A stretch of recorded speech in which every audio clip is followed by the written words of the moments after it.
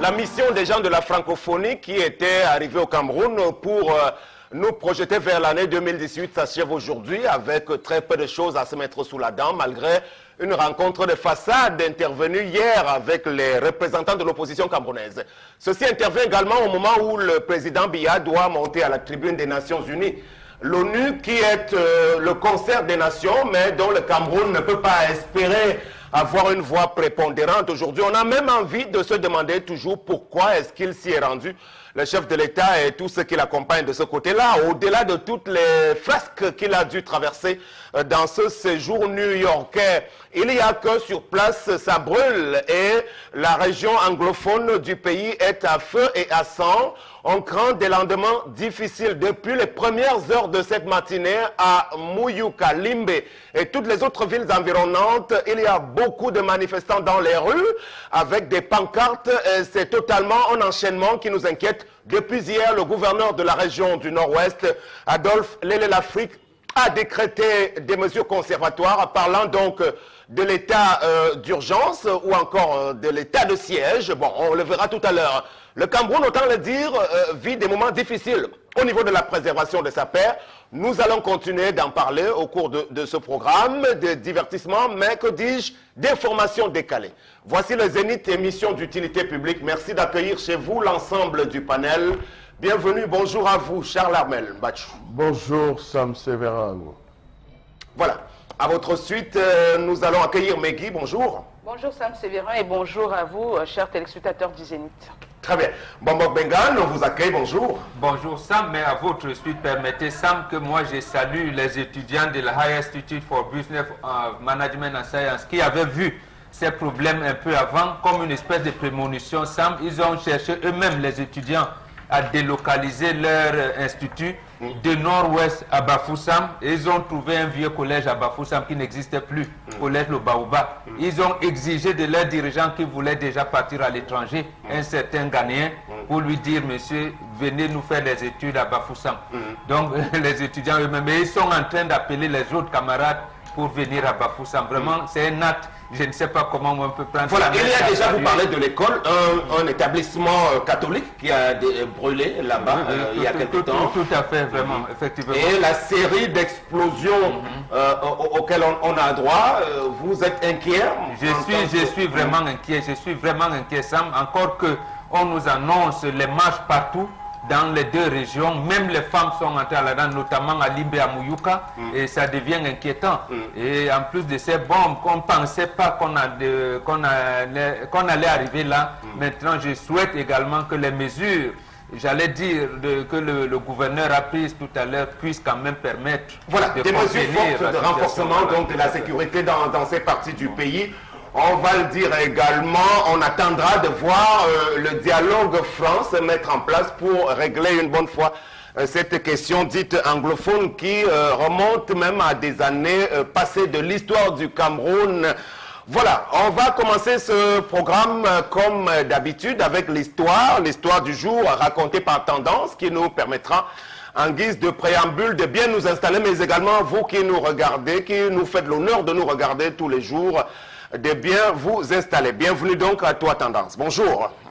Bonjour Sam, je vais encore dire bonjour à tous ceux qui nous regardent hors du pays, même dans le pays, dans les petits villages, qui nous regardent dans les bureaux.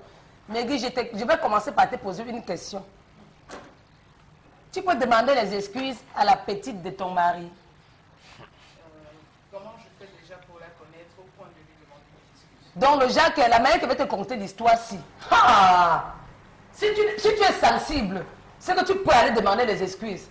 Parce que c'est une femme qui est là, elle regrette. Je dis qu'à mon bon, elle dit, waouh, qu'est-ce qui m'arrive? Elle a mené les enquêtes. Donc au début, tout allait bien dans son foyer. Après, ça a commencé à dandiner. Elle suspectait son mari d'avoir une autre petite. Entre-temps, comme il y a tous les papas congolais, on a dit que les gens vu, les gens qui partent voir et qui viennent dire, on lui a dit, elle a mené ses enquêtes jusqu'à trouver la maison dont l'appartement où son mari loge sa rivale. Elle a débarqué là-bas, ça fait 3 semaines, chez la petite de son mari. Hey. Ce qu'elle a fait là-bas, Megui, ce n'est pas le jardin jeté. Elle a d'abord pris l'écran plasma écrasé au sol, cassé l'ordinateur de la fille, casser tout dans la maison. Dire à la fille là que laisse mon mari tranquille. Si tu sais que tu es encore jeune, tel que je te vois, tu n'as pas encore 30 ans. Si tu veux vivre pour longtemps, laisse l'homme d'autrui tranquille. Et la prochaine fois, si je me vois débarquer ici, c'est Yaoundé qui va m'interpeller. Donc faites très attention. Sauf que depuis les 3 semaines qu'elle a brutalisé la petite de son mari et cassé les choses, l'homme a changé à la maison. Il ne lui parle pas. Il ne mange plus. Il donne l'argent de la ration, mais quand il rationne, il ne mange pas. Il sort maintenant comme il veut. Il rentre comme il veut. Il laisse les enfants à l'école. Il ne rend plus compte à madame, donc il ne cause plus à la maison. Maintenant, elle est venue me voir et me dit, ouais, tendance. Tel que mon mari est nerveux là. Ou c'est mieux qu'elle parte encore revoir la petite pour dire qu'elle m'excuse pour que la paix revienne dans mon foyer. Donc elle est dans l'emballage. Elle ne sait pas s'il faille que, en bon français, s'il faille qu'elle aille demander les excuses à la petite pour que le sourire revienne dans son foyer. Parce qu'elle me dit qu'elle a mal de rester comme ça. Elle n'est pas posée avec son mari. Chers téléspectateurs, pardon. Aider une femme mariée en danger, en détresse. Quand elle dit qu'elle a mal de préparer le goût de son mari, et le type rentre le soir, il ne mange pas.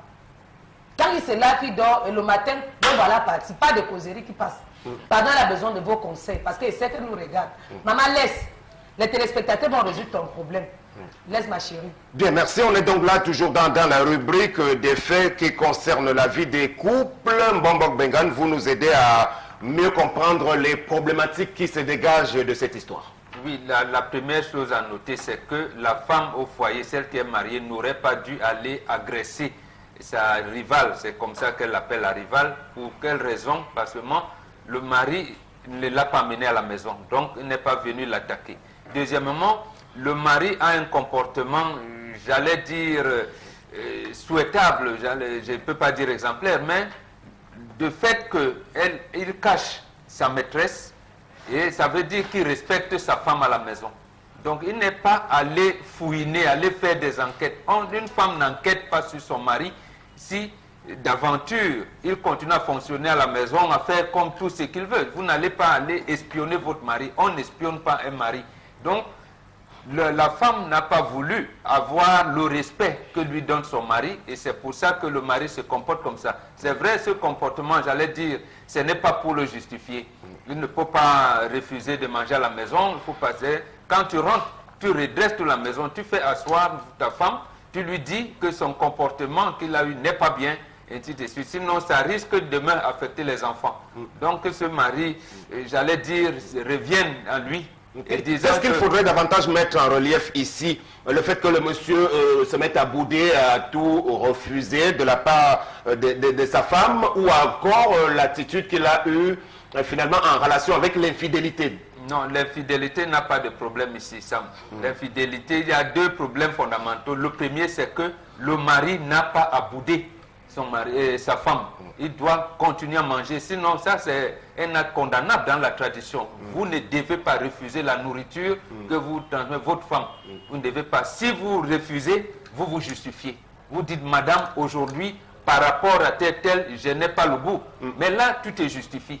Jusqu'à ce que vous attendez votre épouse. Il dit, vous m'avez fait ceci, vous m'avez trompé, c'est pour ça que j'ai eu bon, après, vous mangez. Et il faut faire tout ça en dehors des enfants. Donc, vous gardez d'associer les enfants dans ce litige-là. Ils ne doivent même pas imaginer que vous êtes dans ce genre de comportement. Mais l'autre chose à condamnable, c'est que la femme quitte son foyer pour aller agresser la maîtresse de son mari. C'est son mari qui l'a logé, c'est ça qui la rote. Oui, ce n'est pas là le problème, parce que le mari envisage peut-être avoir 2 épouses demain. Ce n'est pas à elle de gérer, et ce n'est pas comme ça qu'on gère ce genre de choses. Ok, très bien. On connaît l'opinion que vous défendez sur le cas de ces relations multiples de la part de nos hommes africains. Charles Amel Bachou, est-ce qu'on peut comprendre l'attitude de ce monsieur? Alors, Sam Sévérin, ce que moi je vais dire, je dirais tout simplement que cet homme n'est que le reflet du bantou que nous sommes, c'est-à-dire démontrer que un homme ne peut pas être satisfait d'une femme. Un homme a toujours besoin d'avoir une cour assez élargie. Il a besoin, parce que c'est les enfants qui pérennisent une descendance, il en a besoin. Mais maintenant, comment est-ce que cette femme a fait pour pouvoir découvrir Comment a-t-elle fait pour découvrir que son mari loge une femme? Si elle a passé le temps à enquêter, en quoi est-ce qu'elle s'est sentie gênée? Est-ce que c'est les attitudes de son mari? Est-ce qu'elle s'est sentie provoquée? Est-ce que c'est cette dernière qui l'a provoquée? À l'histoire, je ne vois pas. Je ne pense pas que ce soit cette femme qui l'a provoquée. Elle a cherché, elle allait découvrir, elle a cassé. On ne nous a pas dit qu'elle a bagarré. Elle a détruit tout ce qu'elle a fait. L'autre n'a toujours pas réagi. Je pense que lui qu'elle s'en prenne à cette vidéo, elle devait s'en prendre plutôt à son mari pour connaître quelles sont les raisons qui l'ont poussé à aller poser ce type d'acte. Donc à ce niveau, je pense qu'elle a mal fait d'aller poser un acte comme celui-là, parce que rien ne démontre encore que ce soit la maîtresse de son mari, parce que lorsque vous essayez de voir, est-ce qu'elle a vu des photos dans cette chambre ou dans ce studio de son mari avec cette femme?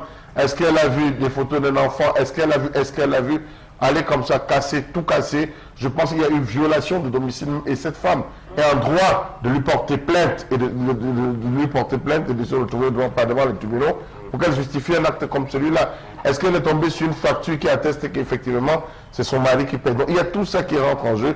Je crois que c'est un excès de zèle. Ce n'est pas là où il faut démontrer son amour. Il y a plusieurs lieux où on peut démontrer son amour, mais ce n'est pas à travers des actes comme celui-là. Bon, c'est vrai qu'on peut remonter en amont de l'histoire, mais Guy, pour comprendre le début, finalement, avant de voir les implications et les conséquences qui arrivent bien plus tard. Au départ, donc, il y a l'infidélité de monsieur.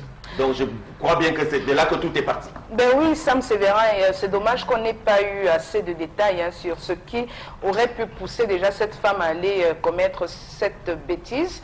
Moi, j'appellerais ça une bêtise parce que peu importe que son mari ait été infidèle ou pas, c'est-à-dire qu'elle devait déjà s'arranger à avoir assez de preuves de ce que son mari soit vraiment infidèle et qu'il soit infidèle avec cette femme chez qui elle a débarqué, chez qui elle a posé une violation de domicile, parce qu'aujourd'hui, elle pose un acte qui peut se retourner contre elle.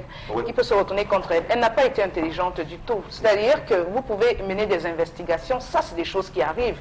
Même si les femmes ne le disent pas à leurs époux, la plupart des femmes essayent. Et ça c'est parce que l'homme aurait peut-être déclenché des doutes chez son épouse, parce que si vous êtes un homme assez sérieux, on dit que l'homme le plus fidèle, c'est celui qu'on n'a pas, c'est celui qu'on n'arrive même pas à soupçonner, c'est-à-dire même s'il fait des choses, mais il s'arrange à ce que chez lui, il n'y ait pas d'indicateur.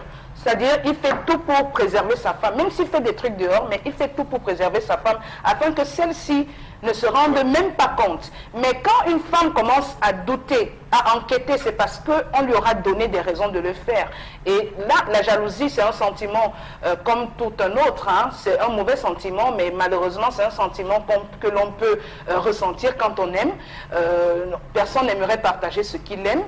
Donc, mais elle aurait dû se retenir, cette femme-là, essayer déjà de régler le problème avec son mari, parce que c'est lui le principal coupable en cas d'infidélité. C'est lui le principal coupable. Et l'attitude de cet homme, finalement, à la fin, qui refuse l'attitude de cet homme, moi je suis d'accord que la femme a très mal réagi. On n'a pas tous les mêmes réactions face aux mêmes problèmes. Donc, on juge le maçon au pied du mur. On ne peut pas toujours prévoir comment est-ce qu'on réagira face à une situation ou une telle autre situation.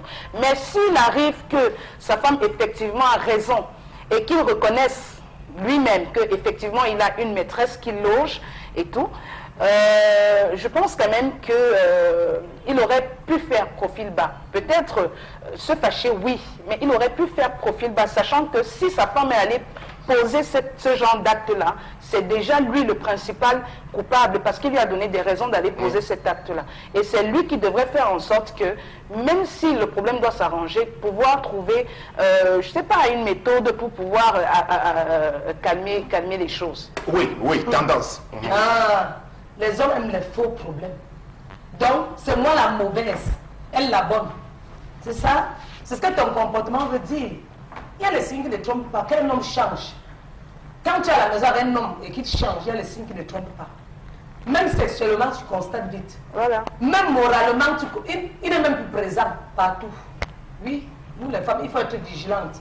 De deux, si c'est moi, je te donne les dettes pour la première fois, que ma chérie, tu es petite, cherche ta part, évite les hommes mariés, si tu insistes, et mon mari se comporte comme ça, il va encore, je vais dire à mon mari que papa, je vais l'obliger à me parler. Je vais dire que comme tu te boudes parce que je suis allée chez ta maîtresse qui est la bonne, qui est la titulaire, qui est ton cœur, il faut que tu saches que si je repars encore là-bas pour la deuxième fois, même Yaoundé va m'interpeller.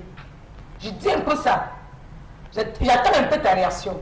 Si tu ne réagis pas, j'attends 2, 3e, je redébarque encore là-bas. Je dis, ma chérie, t'avais dit quoi?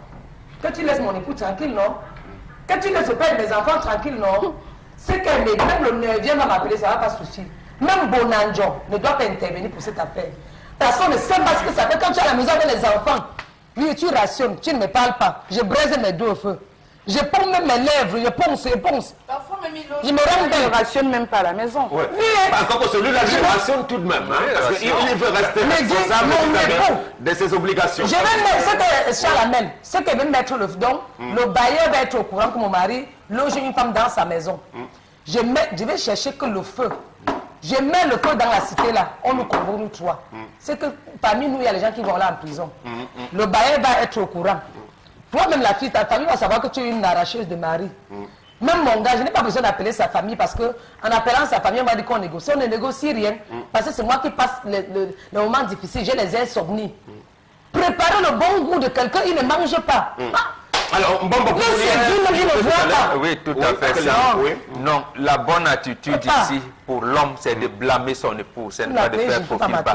On blâme son épouse et on officialise cette relation-là. Si tel est que c'est l'homme qui loge la femme-là, tu l'officialises maintenant. Et s'ils sont mariés sous le régime monogamique? Même si c'est ça, on mais moi, je lui porte plainte. Si j'ai des preuves de ce qu'il me trompe. Absolument. Mais attends, ça, c'est de la pure méchanceté, excusez-moi. Alors, vous êtes mariés sous le régime monogamique. En principe, vous ne devez pas tromper votre conjoint.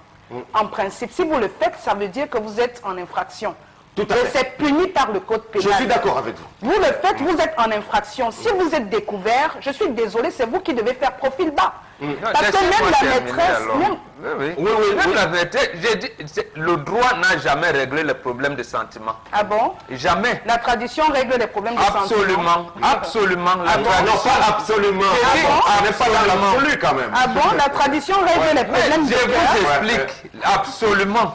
Absolument, la tradition règle ces problèmes-là. Ça veut dire quoi? Ça veut dire que la femme, d'abord, elle doit reconnaître son erreur. Elle allait casser, elle allait détruire les biens de quelqu'un d'autre qui ne lui appartient pas. Même si il existe des factures que c'est son mari qui les achète, qui loge même, qui a payé ce loyer pour sa maîtresse. Si c'est son mari qui les achète et que les factures sont au nom de son mari, par ricochet, ce matériel lui appartient. On est d'accord ou pas? On n'est pas d'accord parce si que c'est la communauté de biens et qu'elle a maintenant les si arrivent alors. Oui. Voilà, maintenant les si arrivent. Pourquoi les si arrivent? À ce moment-là, vous le faites. Vous n'êtes plus mon épouse, on divorce. Il n'y a pas de problème. L'autre chose, c'est que le mari continue à rationner à la maison. Très bien. Charles Amel Bachou. Alors, moi, je vais prendre l'autre pan. Si elle était arrivée, elle s'était fait détruire la mâchoire. Où elle s'était fait véritablement, cette femme, cette non, restez dans l'histoire, il ne faut pas je dis, si elle était pas pu apporter alors le tribunal là-dedans, si elle était handicapée, parce qu'elle est arrivée chez cette femme, Dieu merci, elle est arrivée chez une femme calme, ça me verra. Il faut démontrer là que la femme prend parfois certaines ailes. Qui a confié, qui a donné ce droit à la femme, parce que tu sais que ton mari te trompe de débarquer chez cette femme et de faire. Qui t'a donné ce droit? D'où vient-il que parce que tu te empruntes toi ton mari? Pose-lui les questions. Ce n'est pas le fait d'avoir trouvé une facture. Ça peut être une facture liée à un cadeau. C'est un cadeau, il peut avoir décidé ou faire un cadeau. On est d'accord que c'est un acte répréhensible, moi, je me mets toujours du côté de celui qui peut avoir une soeur, une petite soeur, une cousine, un enfant, une fille. Mettez-vous à cette place-là. Bon, ne donnons pas aussi le sentiment que les femmes doivent être chosifiées, que, comme on l'a dit tout à l'heure, c'est le monsieur qui doit en plus la blâmer. Non, vous êtes en infidélité. Je suis peut-être un homme et que ça peut nous arriver de temps en temps, mais il faut quand même avoir une conscience et se dire que non, on a commis une faute. Moi, quand je commets une telle faute, ma conscience me juge. Donc, vous devez faire profil bas. Et ne pas toujours vouloir piétiner, écraser la femme parce que nous sommes mal dominants. Parce que Sam, il faut le dire, cette femme qui réagit comme ça, je vous assure que les femmes trahies peuvent être très dangereuses. Surtout les femmes. Quand une femme est trahie, elle peut être extrêmement dangereuse. Et je dis, c'est des traditionalistes qui se revendiquent sur ce plateau. Ils savent très bien de quoi je parle. Que la réaction de cette femme même est même moins dangereuse que ce qu'une autre aurait pu faire. Elle n'a même rien fait. Parce que je vous dis, Et la femme on se plaint aujourd'hui de ce que les jeunes meurent vite. Il faut le dire parce qu'on a de mauvais comportements. Entre autres, c'est des choses qu'on ne dit pas au grand jour parce que chacun se cache, c'est des mauvaises choses. Mais des jeunes meurent aujourd'hui parce qu'ils vont chercher les femmes des gens. Des jeunes filles meurent aujourd'hui parce qu'elles vont chercher les maris des gens. Il y a des femmes qui sont trompées, qui ne le font jamais savoir à leur mari, mais qui savent exactement avec qui ces maris les trompent. Et qui font des mauvaises choses à ces filles-là. Qui les tuent même mystiquement, ils le savent. Donc ne mettez pas les gens dans le trou. Ce n'est pas bien. On peut être amené à faire ce genre d'erreur, mais il faut le dire. Ce sont des erreurs. Tant que vous pouvez éviter, n'allez pas faire. C'est pas une bonne chose. Il faut marier sous le régime monogamique ou polygamique. On n'a pas dit. Quand vous soutenez que l'homme... S'il vous plaît. Quand vous soutenez que l'homme peut prendre une maîtresse, parce que ça veut dire qu'il peut prendre... Ce n'est pas sa maîtresse, c'est votre expression c'est sa femme. Ah bon? C'est sa femme. C'est sa femme. Qui est sa femme? C'est vous qui appelez sa maîtresse. C'est sa femme. Par exemple, Vous savez quel élément de l'histoire qui vous révèle que c'est sa femme. S'il vous plaît, tendance à la femme. Vous avez trouvé une maison équipée, vous avez trouvé une femme. C'est sa femme que l'autre femme ne connaît pas. C'est sa femme. Si c'est ta femme que tu as choisie, elle t'a pour. Vous avez des filles, hein? Dis-moi, moi qui suis la reine mère, que je veux une deuxième femme, allons la doter. Vous avez des filles. J'accepte. Ou peut-être je refuse et tu fais ce que tu as fait. Mais du moment où tu ne m'as pas dit que c'est la deuxième femme et que je vienne combattre la doter, je détruis tout. J'ai dit que j'ai fait le genre de scandale que la femme s'il n'a même rien fait ça.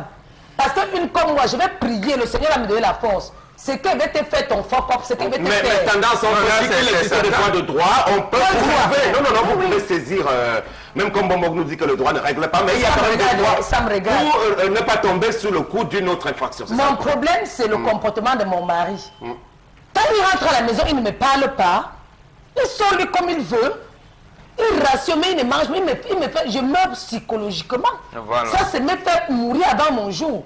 Et alors qu'elle te dit, mais si tu vois la dame là, je suis ce qu'elle a perdu. C'est elle qui a développé les sentiments de criminel. Elle va les agresser. Maintenant, le mari qui est calme. Allez détruire les sa femme de cette façon-là, c'est un crime. Parce que vous la poussez à la faute. C'est un crime. Non. C'est même de la pure méchanceté. Elle est restée dans les règles du mariage, même en Occident, on ne vous demande pas d'aller agresser vous la accepterez maîtresse. ça, si vous savez que votre femme entretient une relation avec un autre homme? Non. Alors pourquoi vous soutenez l'inverse? Parce que c'est moi qui l'amène chez elle pour moi. Ah bon? Moi. Elle n'a pas de... Alors, elle avait dit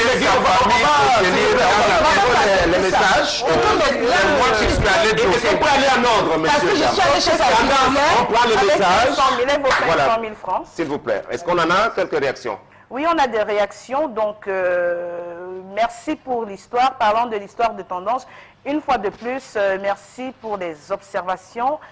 Celle dite du dehors peut être plus mariée que la dite dame. Monsieur Tiani depuis Mbanga. Elle peut être plus... Je fais quoi, mamie? Plus mariée que la dite dame. Voilà, plus responsable. Pas plus responsable, plus mariée Celle qui est dehors, elle peut être plus mariée. que la dite dame. Mais c'est ça justement qu'on a dit, plus responsable. Mais que cela soit connu, je comprends ce qu'il veut dire, que peut-être c'est elle qui a plus de légitimité. Bon, que cela soit connu, il n'y a pas de problème. C'est la raison pour laquelle Bombok a dit, dès cet instant, on officialise. On officialise. Tu me remets en bon état, on se sépare. Tu me remets en bon état. Franchement, je Oui, la suite des messages, oui. tombe de nuit. Ok. Ne tombez pas de nuit. C'est pas Marie, tu me remets en bon Ne faut état. pas tomber de nuit. Une bonne tricherie se fait en cachette pour mieux sauvegarder tous les biens humains et matériels. Voilà. Non, l'homme respectait la femme qui est à la maison, c'est pour ça qu'il cachait. Non, justement, il n'y a jamais de crime parfait. À partir du moment où on Il n'y a parle pas de tricherie, crime. Il n'y a pas de crime. On si sait vous vous que cachez, il y a un Dieu qui vous voit ce que vous faites. Hein. on sait que chez nous, Voilà. un homme normal a au moins une maîtresse. Chez vous qui? Chez nous en Afrique, je suis désolé. Si vous n'apprenez pas ces choses-là à vos filles, ça veut dire que vous ne leur apprenez pas le mariage. C'est pour ça qu'en Europe, toutes les femmes, tous les hommes, vous allez chez les psychiatres, les psychologues, parce que justement vous trichez. Je trouve quand même assez dangereux qu'on puisse sur un plateau comme celui-ci, Mbombok, tenter de légitimer et d'encourager l'infidélité qui doit être consacrée. On sait que ça existe comme un péché, mais on ne doit pas l'instituer. Péché, c'est la Bible qui l'a dit, le Coran ne le dit pas. Le Confucius ne le dit pas. Ah, ok. Alors, allons-y, un autre message. Oh là là. Maman, il ne fallait pas faire ça, mais bon, tu connais ton mari, joue sur ses points faibles et regagne ton mari.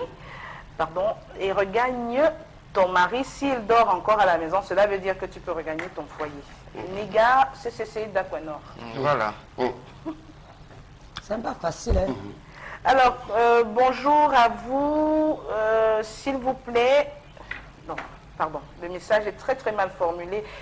J'invite les téléspectateurs à vraiment bien rédiger leur message. On termine cette histoire en portant un jugement sur l'attitude de cet homme finalement qui se comporte à la fin comme un gamin. Le caméléon. Voilà, c'est ça. Tu es bébé.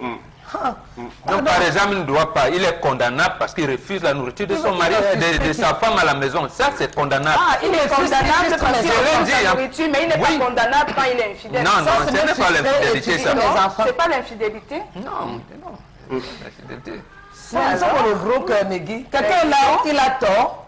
Et que je me rebelle un peu, il ne s'est pas changé comme moi. Pourquoi le simple fait pour Mbombok d'avoir posé son opinion, ça vous offusque au point de dire, mais dis donc, mais c'est son point de vue. Vous n'avez pas empêché aux Bantous de faire, c'est ce qu'ils ont dans les gènes, c'est ce qu'ils ont de mieux dans les gènes, dans leur tradition, la polygamie. La polygamie, non, Megui, la polygamie, la polygamie, Megui n'est pas un fait nouveau pour l'Afrique. Elle est reconnue, elle est actuellement en train d'être adaptée dans les réalités occidentales. Alors, si nous ne sommes pas en train de l'imposer, Megui, c'est une histoire qui a été racontée. Vous voulez l'imposer parce que quand vous allez chez nous en Afrique, imposer la monogamie. On impose la monogamie. Non, il y a une réalité. Vous êtes en train d'imposer. Non, il faut qu'on se comprenne bien. On n'impose pas. Vous n'avez pas la majorité, si désolé, des femmes polygames. Vous n'avez pas besoin de c'est vous qui voulez l'imposer. Vous n'avez pas. Oui, mais c'est un point de vue. C'est un point de vue. On n'impose ni la polygamie ni la monogamie. La religion chrétienne. On est dans un pays. Non, on est dans un pays. La religion chrétienne impose la monogamie. Est-ce qu'elle peut parler jusqu'à la fin? On est dans un pays où on a le régime monogamique et le régime polygamique. Alors, de fait, si un homme va se marier avec une femme et que les deux consentent à signer polygamie, il n'y a pas de problème si ce monsieur prend 2, 3, 4 femmes. Moi, je ne vais jamais aller contre son choix. Vous comprenez? Parce que les deux ont été consentants. Mais si un homme s'engage à prendre une femme et signe le régime monogamique, ça veut dire que, en son âme et conscience, il était prêt à assumer une femme. Vous avez pu être pas qui vous arrange. L'histoire ne vous a pas dit laissez qu'elle termine. Vous avez pris le côté qui vous arrange. S'il vous plaît, c'est pour vous dire que si cet homme savait qu'il a signé le régime polygamique, il devait tout naturellement, comme ça se fait, dire à sa femme que j'envisage prendre une seconde femme. Ouais. On n'en serait pas à parler de cette histoire. Si aujourd'hui cette histoire pose un problème, c'est parce que justement la femme, sans qu'elle ait dans ses droits d'aller protester contre l'infidélité de son mari. Parce qu'une femme qui a signé le régime polygamique, c'est la logique. C'est la logique. Alors je ne me répète pas. Ça pour vous dire que je n'impose pas la polygamie. C'est vous qui imposez la polygamie. On ne fait pas l'histoire. Non, je ne peux pas mettre ça. On ne fait pas l'histoire avec les si. Oh là là. La religion, oui, mais attendez, laissez-moi, je ne vous ai pas coupé. Non, la religion chrétienne est venue nous a trouvé avec 3, 4 femmes. Elle nous a dit, venez présenter une seule. Ça a commencé comme ça, madame. C'est ça, c'est comme ça. Oui. Ah bon? Avec fait ça, j'ai dit oui, c'est écrit, je ne vous raconte pas. Je suis un gardien de la tradition, ça veut dire que ce qui se faisait 10 000 ans avant Jésus-Christ, je le sais, je l'ai appris. Et donc, je vous dis, ça a été imposé et ça ne coïncide pas avec nos traditions. C'est pour ça que vous voyez, même les prêtres commencent à démissionner. Ils commencent à se marier. Précisément parce que ils se marient quand même alors qu'ils ont fait le vœu de célibat. C'est pour ça, parce qu'ils sont des Bantous, Ils se disent maintenant que l'église de Rome vous parle de l'inculturation. Comment donc intégrer le fait que le prêtre qui a fait vœu de célibat peut se marier? On dit, le droit canon a dit que ce n'est pas imposé. Ils sont donc obligés de laisser la prêtrise pour se marier. Si on parle de tradition, vous êtes d'accord que vous parlez de tradition en mettant en exergue les traditions patriarcales. Il y a des traditions matriarcales. Je parle de la tradition africaine. On peut y aller. Il y a des traditions matriarcales, non? Parce que je vous explique comment la tradition matriarcale s'exerce en Afrique depuis avant que Jésus n'vienne. Je peux vous l'expliquer. Mais ici, nous avons un problème. On n'impose pas. Voilà. C'est l'ordre normal des choses. On suit selon vous. C'est pas selon moi. Selon vous. Selon vous. Oui, selon la tradition africaine. Voilà. C'est pas moi qui ai créé la tradition africaine. Selon vous. Ah. Alors, on peut continuer avec votre permission? Absolument. Ok, merci bien. On va quand même dire un petit mot au terme de cette histoire, que les relations extra-conjugales de tout temps n'ont jamais permis de faire prospérer les relations dans des couples aujourd'hui. Quel que soit le régime, on va dire majoritairement que la polygamie a toujours été source de beaucoup de fléaux sur notre continent, même si on considère que c'est l'Afrique qui est mère de ces régimes matrimoniaux aujourd'hui. Alors, prenez autant de femmes que vous voulez, mais les relations multiples en général, même lorsque vous prenez les petites, pour ceux qui sont adeptes de plusieurs petites au même moment, comme ça c'est dit entre guillemets, quand vous en avez 2, 3, 4 ou 5, avouons quand même que ça ne va pas vous être facile à gérer. Ça, on est tout à fait d'accord. Voilà. Donc, et à vous qui faites comme si vous n'avez pas des filles, des sœurs et des mamans dans vos familles, vous supportez qu'elles aillent subir le martyre. Moi, je dis non. Il faut respecter la femme. Et si vous faites le choix de choisir une ou deux femmes, respectez-les et ne pas en avoir plusieurs au même moment, parce que c'est toujours source de problème. Tu vois, tu me méprises, je te méprise. Voilà. Tu ne dois pas me frustrer. Justement, ce n'est pas bien que vous puissiez mépriser votre mari. Quand je parle de mépriser, ça veut dire quoi? Je rends la pièce que sur la maîtresse de dehors, parce que c'est elle qui est mon bois blanc. Le coup de poing de l'homme pèse. Je sais qu'en touchant mon mari, il peut bien me défigurer. Mais c'est la petite de dehors qui va être dans ma part de bois blanc. C'est comme ça. Voilà, on prend la colère qui arrive comme prochaine rubrique de ce programme, la colère de Charles Armel.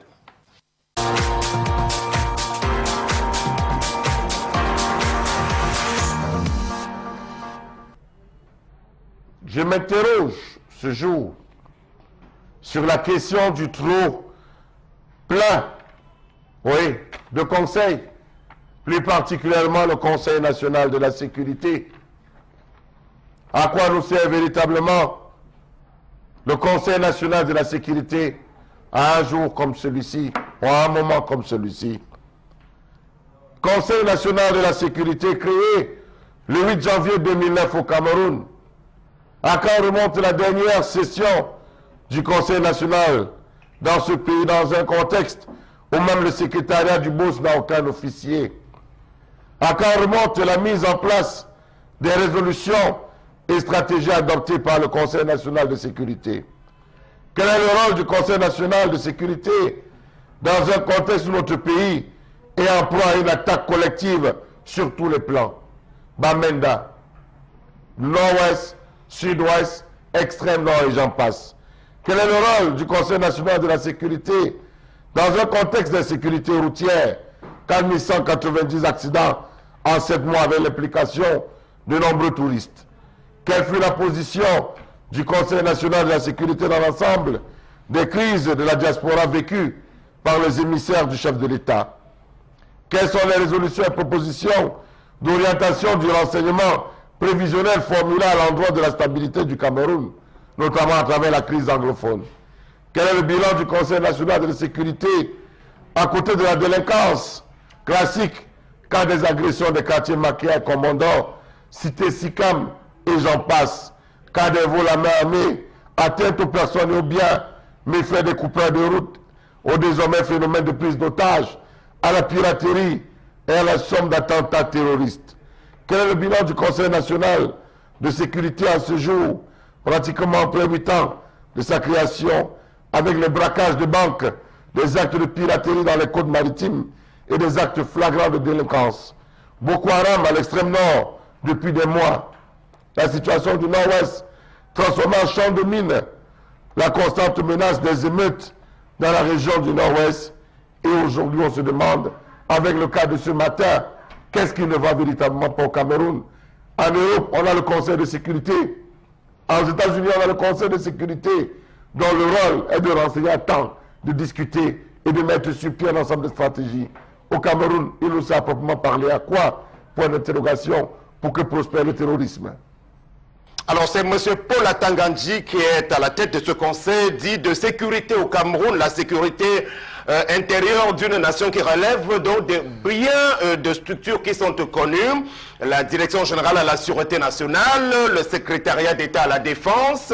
Bon, on peut rallonger la liste de toutes ces administrations qui sont appelées à nous permettre d'être en sécurité. Oui, tout à fait. Tous les états-majors des services en charge de sécurité, c'est-à-dire que M.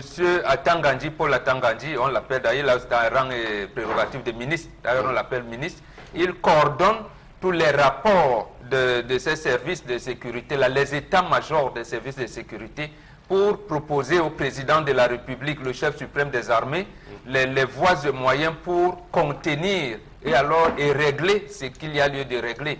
C'est-à-dire les menaces... Oui, restons d'abord sur ce cas, Paul Atangandji. Il est ministre chargé des missions, tout simplement, à la présidence. Est-ce que ce n'est pas une fonction un peu trop lourde pour lui de coordonner une telle activité, quand même, qui regroupe beaucoup de hauts gradés, je veux dire, de hauts responsables d'un certain niveau? Non, je ne sais pas si c'est trop pour lui, parce que je ne connais pas son cursus, mais un ministre chargé de mission et le chef de l'État qui l'a nommé a pensé qu'il peut lui donner cette mission-là de coordonner les rapports des services de sécurité de tout le pays, de la nation. Donc, je pense que c'est à lui maintenant, bon, comme disait Charles Hamel, pour qu'on se comprenne bien, c'est que son rapport ne sera jamais rendu public.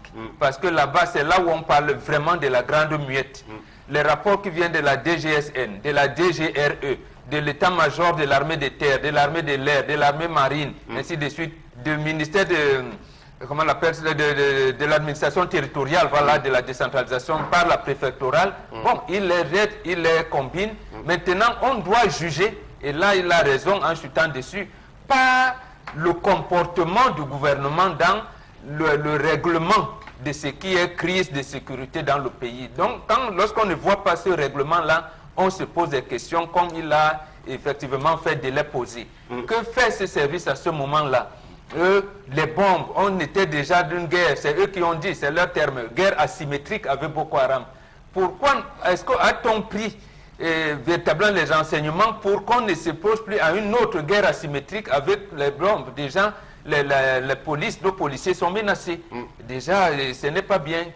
Comment régler donc une autre guerre asymétrique qui, cette fois-ci, est-ce que la SNC a une organisation armée? On va revenir à vous tout à l'heure pour la situation dans les partis anglophones. Mais Guy, il y a en matière de sécurité généralement des réunions tous les lundis, même au niveau des régions. Ici au littoral, d'où nous émettons, ça se tient tous les lundis à temps après. Donc regroupant l'ensemble des services de la région. Pour quel but, pour quelle finalité? Pour quel but, pour quelle finalité? Mais Sam Sévérin, est-ce que quand vous regardez, parlons juste de la ville dans laquelle on se trouve, la ville de Douala, quand vous circulez réellement, est-ce que vous vous sentez en sécurité?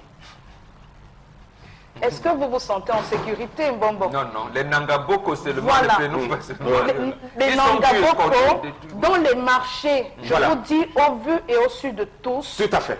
Des sacs des femmes sont arrachés, des bijoux sont arrachés. Il y a combien de postes de police dans nos marchés? Il n'y a pas de police de proximité dans les marchés. Je dis, quand vous allez au marché, mais les femmes usent de tous les stratagèmes pour camoufler leur argent. Parce que vous allez en sac, avec des sacs, il y a des coins au marché central, par exemple, où carrément, on vous arrache votre sac devant tout le monde. Personne ne peut réagir parce que si tu réagis, toi tu es un commerçant, ils vont revenir après peut-être te poignarder. Et ça se sait, mais vous allez voir dans tout le marché central, il y a combien de policiers. Vous pouvez même sillonner tout le temps. Est-ce que c'est le cas au-delà de Douala aussi? Parce qu'on parle plus de Douala. Est-ce que dans les autres villes, la même réalité? Oui, les villes rurales, même dans les villes rurales, même c'est pire. Dans les villes rurales, c'est pire. Yaoundé, même la capitale, c'est... Voilà, c'est pire. On a des agressions dans les taxis. On a des agressions dans les taxis. On a une ville ici qui se situe pas loin de Douala, dans la région du sud-ouest, qui est réputée pour abriter vraiment un nid Il y a des gars qui agressent dans des taxis, Ouais. voilà, voilà, qui agressent dans des taxis, on vous endort avec des produits bizarres et vous vous retrouvez dans cette petite bourgade-là. Et c'est connu qu'il y a des familles là-bas qui s'enrichissent, qui vivent de ces magouilles-là. C'est connu, mais qu'est-ce qui est fait? Qu'est-ce qui est fait? Quand on parle de conseil de sécurité, mais la sécurité, c'est à tous les niveaux. Dans les quartiers, on revoit des quartiers. S'il y a combien, normalement, il devait avoir un poste de police dans presque tous les quartiers. De façon à ce que quand il y a un problème et qu'on appelle immédiatement les policiers, qu'ils soient là dans les minutes qui viennent. Mais ce n'est pas forcément une réalité.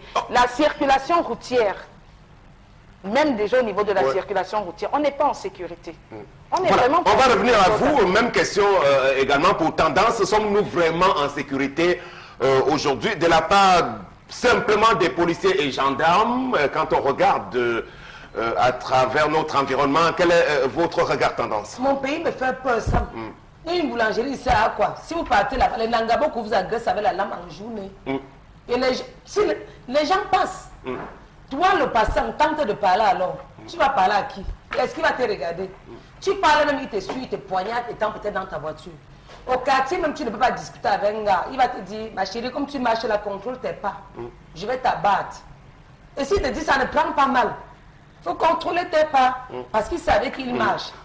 Au quartier, il y a les petits enfants qui passent le temps à fumer devant les portails des gens. Et on est au courant, on a peur d'aller signaler. Est-ce qu'on peut citer les quartiers les plus menacés pour le cas de Douala, le Makéa, Douala deuxième, oui. Quand Yabassi, Oui. Kambeto, c'est même Dakar, Et à Bépandor, par exemple, blanchisseur. il n'y a pas de... Bonaloka. Ouais. Nous, dans l'aéroport, je vais citer où les Bépanda. Ça, c'est pour le cas de Douala. Mbamba, vous nous complétez pour Yaoundé, les quartiers les plus insécures. Oui, Obili, il y a Bena Obili, il y a Mvogumbi. Mvogumbi, il y a même, Kondongo, oui, Gambafia, voilà, les quartiers avenue difficiles. Kennedy. Oui, l'avenue Kennedy. L'avenue Oui. Kennedy. Et comment on appelle ça? Avenue Germaine, également. C'est le chef où il y a le mouvement. Tout à fait. Là, on appelle le pont de la gare, voilà, le pont de la gare à Yaoundé, au marché Mfundi. C'est un endroit très, très dangereux. Alors, Charles, Tendance, tu veux conclure? Avant Ok, même ouais, ça, il y a ouais. ce qu'on appelait le mbanje, que le gouvernement dit qu'on ne doit plus vendre. Maintenant, quand tu marches à Roumou, tu as peur que c'est la bombe. Parce que tout à l'heure, j'ai suivi à la radio Equinox comment on disait qu'il y a encore eu explosion à côté de SCDP.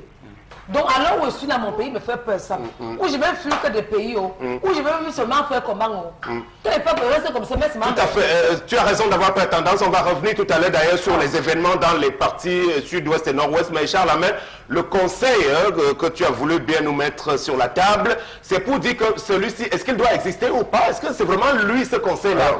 Sam Sévérin, on a eu à voir la première sortie de M. Atangadi lors du déploiement des premiers frasques de la crise anglophone. Je pense qu'il a fait une déclaration qui, quelques heures seulement après, a fait, comment je veux dire, a mis la ville de Bamenda en ébullition totale.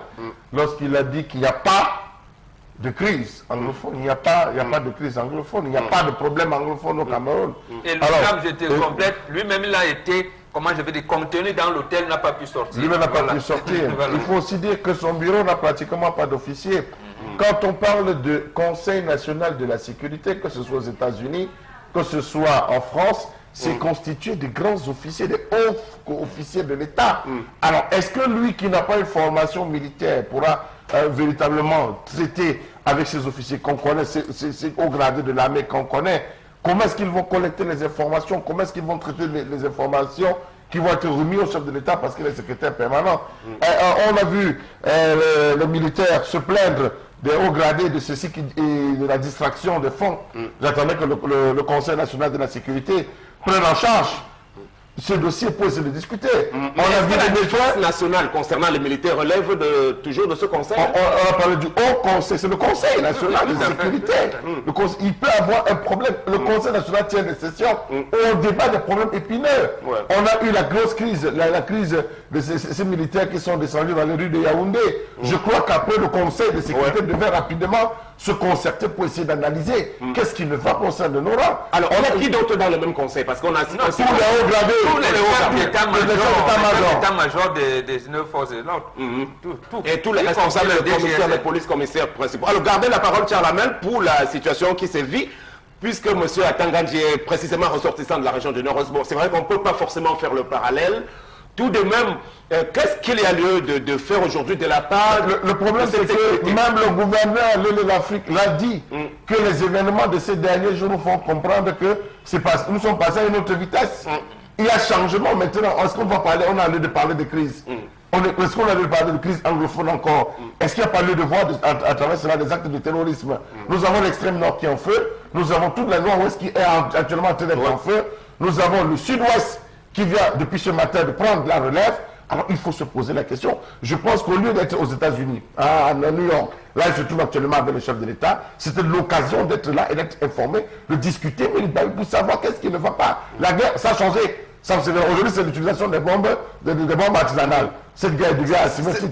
C'est vrai qu'on va y revenir tout à l'heure dans la revue des réseaux sociaux. Bon, le temps de terminer. Allez, nous avons encore quelques bonnes petites minutes sur ce conseil de la sécurité au Cameroun. Oui, Sam, en principe, c'est ce conseil qui aurait pu apporter de la matière, et j'ai dit même la bonne matière au chef de l'État, chef suprême des armées, pour prendre des mesures appropriées.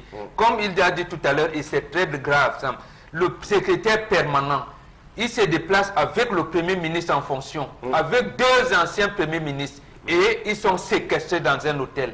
Ça veut dire que ce conseil ne travaille pas. Comment ce conseil n'a pas pu juger, comment je vais dire ça, la ferveur de la population, je veux dire le degré de sécurité, ou alors de l'insécurité au point où eux-mêmes sont pris en otage. Ça veut dire, ce conseil a le délégué général à la sûreté qui siège dans le même conseil. C'est lui, en principe, la police, tout le monde sait, c'est le renseignement. Il a en plus le renseignement militaire. Et alors... Et en période de crise, pourquoi a-t-on choisi de le mettre dans la délégation pour nous? Je ne sais pas trop s'il y avait des questions de sécurité à traiter là-bas aux États-Unis. Moi, je pense, oui, parce que quand même, on a notre haut commissariat à Ottawa a été, j'allais dire, agressé. Bon, peut-être que c'est de ça qui mais sur place au pays, la situation est bien plus critique. Donc, ça veut donc dire que tout dépend, comme disait Charles Ahmed dans sa chronique. Qu'a-t-il dit au chef de l'État pour que le chef de l'État puisse voyager avec lui? On ne sait pas. Ou bien, pourquoi ne l'a-t-il pas donc laissé pour qu'avec les chefs d'état-major des armées et le délégué à la sûreté nationale, qui puissent vraiment analyser la situation sur le terrain? Je n'en sais rien. Donc, en réalité, le problème... J'appuie que l'une des mesures conservatoires prises par le gouverneur, l'Afrique, c'est le couvre-feu, interdiction de circuler d'un département à un autre. On confine les gens maintenant dans leur département uniquement. Interdiction formelle de circuler, ça veut dire que ça ne va véritablement pas. Ça ne va pas. On va y revenir. Revenons sur la sécurité de proximité avec vous, Tendance. Est-ce que, au-delà, on a parlé des Nangaboko et de toutes les... Les gars qui se cachent dans les quartiers pour vous blâmer. Que tu t'amuses, je te poignarde. Oui. Mais sauf qu'ils savent à qui ils font ça. Parce que vous venez même proférer de telles menaces. Moi, je vous réponds tout de suite aussi. Parce que vous n'avez pas à tenter à l'intégrité physique d'une personne tierce. Sam, je vous coupe. Megui a relevé ça tout à l'heure. Et sinon, ça fait un reportage, je pense que c'était mardi, où on arrête les brigands au quartier Makeya. On les met dans une pick-up de la gendarmerie. Et c'est devant les officiers de la gendarmerie qui disent, chef, on va revenir. Devant les soldats qui les ont arrêtés, on va revenir. Et il dit, ils sont en train d'intimider les habitants du quartier. Alors, comment comprendre ce laxisme de nos forces de police? Les enfants d'aujourd'hui ont le gros que les policiers même ont peur d'eux. Moi, j'ai une proposition à faire. Si on veut encore recruter les gars, pour que les gars se promènent là dehors comme les Antigans pour traquer encore tous ces brigands qui intimident et insolentent les gens dans les quartiers, fument les bangas dans les maisons, qui transforment leurs chambres en ghetto. Voilà les mesures, absolument. Comme les Antigans, sans tenue. Oui, tu arrives au lycée de Dedo, Sam. Je suis allé là-bas inscrire mon fils, mais il y a un ghetto là-bas que tous les professeurs connaissent. À partir de 16 h, tente alors de mettre tes pieds là-bas. Quand tu es même dépassé, on dit restez, aiguille au filon, restez. Et tu sais que les fumeurs de banque ont une façon de marcher, ils sont en train de faire comme ça. Restez, l'autre avait dit à regard social qu'on appelle ça piquer, qui piquent, qui sont en train de piquer. Donc ça pouvait encore reformer les gars pour ça. Voilà, justement, à ce niveau, il faut redonner toute leur force quand même à nos forces de sécurité. Même si on peut relever quand même que celles-ci, ces forces, ne font pas toujours le bon boulot, même dans les commissariats. Vous amenez une affaire, c'est toujours beaucoup de trafic, de corruption et tout. Mais il faut quand même revenir à la peur du gendarme, à la peur du policier, pour que la loi ne soit pas du côté des brigands et de tous ces hors-la-loi. Il faut revenir à la peur et surtout au respect, parce qu'ils ne doivent pas inspirer la peur aux citoyens. Oui, justement, le respect, c'est ce que je veux dire. Ils ne doivent pas inspirer la peur aux citoyens, mais plutôt un sentiment c'est-à-dire quand on voit un gendarme, de protection, de quiétude, on est rassuré quand on les voit. Disons la peur de la part des vrais bandits aussi. Vrais bandits, justement. Mais par contre, s'ils veulent que cela leur soit reconnu à nouveau, il faudrait qu'eux-mêmes, davantage, ils doivent, par leur comportement, impulser ces sentiments-là de la part et des citoyens et des malfrats. Et ça passe justement par leur comportement, qu'ils s'abstiennent de tomber dans la corruption. Parce que c'est ça, chaque fois qu'il y a un problème au Cameroun, tous les secteurs ne marchent pas, parce que si vous faites une bonne analyse, on reviendra toujours sur la corruption. Toujours sur la corruption, ça intervient à tous les niveaux. Moi, je vous dis, il n'y a pas en Afrique, surtout centrale, je ne suis pas sûr qu'on a une police qui soit meilleure en termes de renseignements secrets. Au Cameroun, on a vraiment de bons renseignements, vous voyez. Et on sait très bien... C'est peut-être contre les opposants au régime. Voilà, justement, on devrait donc utiliser cette force à bon escient, parce que je vous assure, comme Tendance le disait, on sait très bien où les malfrats sont. Bien même, tu vas parler. Ils ont des quartiers, ils ont des QG. Ils ont des QG. Parle, et je suis sûr que les forces de l'ordre savent. Ils ont des QG. Alors, si vous laissez des QG prospérer, tranquilles, mais pourquoi est-ce que vous vous étonnez de ce qu'il y ait dans la nuit des braquages? Voilà, on va donc leur demander de sévir davantage en direction des malfrats, au lieu de mettre un point d'honneur à réprimer systématiquement, par exemple, certains leaders de la place lorsqu'ils veulent manifester. Parce qu'on a davantage droit, bon tendance à une police et une gendarmerie dites répressives pour les manifestations au Cameroun. Et c'est plutôt donc une police et une gendarmerie qui sont instrumentalisées au service d'un pouvoir, alors qu'on a besoin d'une police et d'une gendarmerie qui soient républicaines, au service du peuple. Absolument, ça. Et surtout instrumentalisé par les autorités administratives. Alors que leur patron direct, en principe, c'est le procureur. Donc, lorsqu'ils disent au procureur, d'abord le procureur général de la Cour d'appel, qui est du ressort régional, qui leur dit par exemple les besoins qu'ils ont. Par exemple en matière d'effectifs, en matière d'équipement, si le procureur le sait, il transmet mieux davantage. Or, ici, le sous-préfet a dit menace des troubles à l'ordre public, la manifestation programmée par Bonbon Bengal ne doit pas avoir lieu. Tu vas voir, ils viendront là et tout. Et à côté, lorsqu'on va adresser les femmes, les rentrées scolaires maintenant dans le marché, ils ne sont pas là. Vous les appelez. D'abord, on a eu un confrère qui les a appelés parce qu'on voulait enlever son compteur électrique. Ils ne sont jamais arrivés. Et le président de la Cour suprême va vous dire non à la justice privée. Voilà. Oui, Charlemagne. Alors, moi, je voulais dire que, peut-être pour rebondir par rapport à ce qu'a dit Bonbon, lorsque vous les appelez, que vous avez une agression, non pas de carburant pour venir, mais pour un peu qu'on dit que Jean-Michel Lynch va organiser un meeting, vous voyez tous les véhicules de police et de gendarmerie venir subitement, ils ont de carburant. Donc, pour dire que quand on parle de la sécurité ne touche pas seulement, ce n'est pas uniquement pour, on va le préciser comme ça, Sam Sévérin, pour nous autres, même ces policiers sont concernés. Ça me rappelle et ça me permet de raconter l'histoire d'un monsieur qui habitait dans un quartier, et chaque fois qu'il y avait une agression, on l'appelait. Il disait toujours, oui, je vais voir ce que je vais faire. Il ne faisait jamais rien. Un jour, on est venu l'agresser chez lui-même. Lui, il était chez lui, il a appelé ses propres collègues. Ses collègues n'ont pas pu intervenir. On a repassé son dos, repassé le dos de son épouse à cette époque. Il est sorti le matin, les gens lui ont dit, on ne sait pas pourquoi tu nous sers dans ce quartier. Et finalement, il a dit, vraiment, même ses propres collègues l'ont abandonné. C'est un policier, un inspecteur de police. Donc, j'en viens à cela pour dire, Sam Sévérin, que les policiers investissent, ils sont dans les quartiers, ils habitent des quartiers. Vous arrivez dans une zone comme Bepanda Kambanan, la zone de Kambanan, qu'on dit Kambanan, Makepe Misoke, où on agresse. Ils viennent, on a pris le cas toujours dans un reportage sur Equinox Télévision, où on a vu des braqueurs qui sont arrivés dans une boutique la veille, ils ont tout ramassé, ils ont oublié les frigos, ils sont revenus le lendemain, ils ont tout porté, les frigos, ce qui a porté les jus, parti avec les jus. Donc c'est pour dire ça, c'est vrai qu'aujourd'hui, on ne sait plus, c'est chacun qui doit assurer sa sécurité. Vous devez assurer votre sécurité. Et ne dites pas, vous avez dit que vous allez les répondre.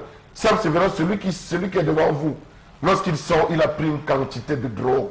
Il a pris une quantité de stupéfiants que vous ne pouvez pas savoir. Il ne réfléchit plus, il ne réagit plus. On va donc dire, pour sortir en guise de proposition, puisqu'il y a les effectifs insuffisants et le très peu d'empressement dont ils font preuve, nos policiers et gendarmes, en cas d'insécurité notoire, il faudrait recommander les groupes d'autodéfense dans les quartiers, et puis peut-être qui sont dans les immeubles, les propriétaires qui mettent les immeubles à location, qu'ils mettent les gardiens, qu'ils peuvent payer, pour qu'on puisse se sentir un tout petit peu... Voilà, que chacun organise ça. C'est d'ailleurs l'affaire de chacun, de chacun d'entre eux. Il y a les gardiens qui passent au temps à boire les sachets. Il y a les gardiens qui passent au temps à boire les sachets. Tu as affaire à un gardien qui boit les sachets. Le soir même, tu arrives que le gardien est à peinter. Il est à sous. Et moi, j'aime les gardiens, nos frères du Nord. Je vous aime très fort. Ça, c'est les gars qui sont très réglo. Si tu as un gardien comme ça, tu dis que 19h, mon portail doit être fermé. Toi, le patron, à 19h, tu dois parler, tu es ferme dehors. Donc, il faut prendre le gardien, il faut prendre nos amis du Nord. Mais parmi eux, il y a les gars qui sont spécialisés en sachet ou en fort. Tu rentres tard comme ça, tu klaxonnes jusqu'à pour toi, viens. Quand tu parles, tu dis et quand tu regardes, donc rien que l'odeur qui sort de sa bouche, tu sens que c'est quelqu'un qui a passé toute la nuit à tirer ses sachets pour retrouver peut-être le sommeil. Trouver le gardien, mais le vrai gardien alors. Donc, voilà. si rien ne va bien. Le Cameroun qui vit des heures difficiles en matière de sécurité, même si on est réputé être une nation en paix, un peuple tranquille, on est quand même en train de nous entretuer entre nous depuis quelque temps aussi, avec les choses auxquelles on assiste, avec les policiers et gendarmes qui sont en nombre insuffisant. C'était le lieu d'interpeller le Conseil national de la sécurité placé sous la houlette du ministre chargé des missions, Paul Atangandji. Il n'est pas présent au Cameroun en ce moment, au moment où on traverse des heures difficiles. Bon, on va espérer que tout cela puisse être recadré dans les jours à venir. C'était la colère de Charles Armel qui sanctionne donc cette première partie de l'émission avant de prendre la pause et la deuxième partie qui va arriver. Voilà, merci beaucoup. La suite du Zénith à l'instant avec les autres messages que nous avons pu avoir sur ce plateau. Voilà donc pour ce qui est de la colère de Charles Armel, un téléspectateur propose que les malfrats et les prisonniers soient envoyés en guerre contre Boko Haram, car l'heure est grave. À l'état actuel des choses, les choses vont de pire en pire et le chef de l'État en est responsable, y compris ses ministres. Guillaume de Newton Aéroport. Bonjour le Zénith. Hier, j'étais au... Bon, ça, c'est pas relatif au sujet d'aujourd'hui. Alors, comment pouvons-nous combattre la corruption quand certains gendarmes, policiers, ministres et même gouverneurs sont premiers consommateurs de drogue? C'est le pasteur Mbok qui pose cette question. Non, ce message n'aurait pas dû être lui. Il n'a pas la preuve de ce que ces personnalités consomment de la drogue. Et de la part d'un pasteur, bon, peut-être un pseudo-pasteur. Il ne faut pas dire des choses comme ça à la télévision. Ne nous mettez pas en difficulté quand vous envoyez vos messages. Vraiment, réfléchissez bien avant d'écrire parce que nous les lisons instantanément. Tout à fait. Donc, parlons de l'insécurité dans notre pays. Moi-même, je suis dépassée. Vous parlez des postes de police dans des quartiers. Nous constatons que ces policiers deviennent plutôt des complices de ces malfrats dans des quartiers où on trouve un poste. Or, ils oublient que leur rôle dans ce quartier, c'est de les dresser. On ne comprend rien, nous, Camerounais. Comprenons tout simplement que nous sommes abandonnés à nous-mêmes. Ça, par contre, un notable de la chefferie de 3e degré de quartier Makéa l'a confirmé, qu'il y a des policiers et des gendarmes qui sont complices, qui viennent même passer la drogue et que apparemment ce sont ces hommes de votre maintien de l'ordre qui donneraient la drogue même en prison. Donc il a même dit à visage découvert. Voilà. Donc bonjour à tous. Nos parents avaient 3 femmes, c'est vrai, mais il n'y avait pas à cette époque les rose-croix et tout ce que nous connaissons aujourd'hui comme pratique mystique. Aujourd'hui, tu entres dans une polygamie, une autre femme est prête à te tuer pour rester et parfois même l'homme écope. Donc on n'a pas à encourager la polygamie car le monde est devenu très cruel. On a encouragé la résilience des églises traditionnelles qui étaient à l'époque de nos parents. Voilà donc cet autre message qui nous dit les Européens sont plus infidèles que les Africains, c'est la loi qui les met un peu en ordre. Je confirme ça. C'est bien dit qu'ils sont en train de retrouver déjà les valeurs africaines. Ok, la suite. Nos forces sont spécialisées pour garder les péages, les banques et les sociétés fortunées. Laissez nos forces prendre nos 500 francs dans nos routes enclavées, munies de leur gros ventre et grosses voitures, car le régime leur a donné tous les pouvoirs et même celui de l'arnaque. Non, On a attaqué l'agence EcoBank de Bonabéry, ils n'ont pas pu intervenir. Mais on a attaqué l'agence de la BEAC de Limbé, ils n'ont pas pu intervenir. Mais il faut dire quand même que ce n'est pas un cas général. Hein. Parmi les forces de l'ordre, il y en a qui sont, consciencieux quand même dans leur travail. Hein. Absolument. Alors, il faut saluer le coup de filet mené par le gouverneur à Makéya et lui demander de continuer à Central Bar où les dealers taxent même en journée. C'est Gilbert depuis Bonapriso. Le gouverneur avait promis des descentes inopinées à une certaine époque également. Je ne sais pas s'il a tenu parole en matière de sécurité. Il n'a pas. Il était même accompagné à l'époque du procureur général près la cour d'appel du littoral. Et ils n'ont pas tenu parole de toute manière. C'est qu'après il a paniqué. Tu sais que les bons, il en viennent pas mal. Même les conducteurs de moto, les Ben Skinner aujourd'hui dictent leur loi. Là aussi, le désordre urbain qu'ils mettent sur pied n'a pas trouvé de solution. Il n'y a pas d'antidote à cela. Toujours de la part des autorités, pour ne prendre que le cas du littoral, on n'a pas eu droit à une belle réponse jusqu'ici. Voilà donc un autre message relatif à l'histoire du jour. À la place du cœur ne se trouve pas une pierre. Donc nous, les hommes, n'oublions pas que nous avons des filles, des sœurs et des mamans. S'il vous plaît, que ce monsieur demande pardon à sa femme, car s'il respectait sa femme, il devait tout faire pour que cette dernière n'ait même pas un soupçon de son infidélité. Comme il veut gâter, on gâte tout. Et si la femme respectait le mariage, elle ne serait pas allée jusque-là. Voilà, on va prendre la revue des réseaux sociaux à cet instant précis, avec vous toujours, pour nous donner quelques-unes des actualités fortes que vous avez su relever, telles que traitées et abordées par les internautes. Merci beaucoup Sam Sévérin. Donc, de quoi est-ce qu'on parle beaucoup sur la toile ces derniers jours, notamment de cette non-invitation du président Donald Trump à Paul Biya. C'était en fait à l'occasion de la 72e Assemblée Générale de l'ONU. Donc Donald Trump n'a pas invité Paul Biya à dîner et cela enflamme la toile. Autour du président américain se trouvait par contre Alpha Condé de la Guinée-Conakry, Alassane Ouattara, Macky Sall du Sénégal, Nana Akufo-Addo du Ghana, Muhammadu Buhari du Nigeria, Jacob Zuma de l'Afrique du Sud, Yoweri Museveni de l'Ouganda et Haïlé Mariam Desalegn de l'Éthiopie. Pourquoi est-ce que le président Paul Biya n'a pas assisté à ce dîner? Pourquoi n'a-t-il pas été invité? Les internautes se posent beaucoup de questions. Alors, Paul Biya avait déjà été reçu par George Bush, le père, à l'époque. Donc, je ne sais pas de quelle année cela date. Donc, forcément, il peut être déconnecté de la réalité qui est celle d'aujourd'hui dans la nomenclature des nouveaux chefs d'État occidentaux qui vont assez vite. Donc, de cette information, qu'est-ce qu'on peut en dire, Charles Armel?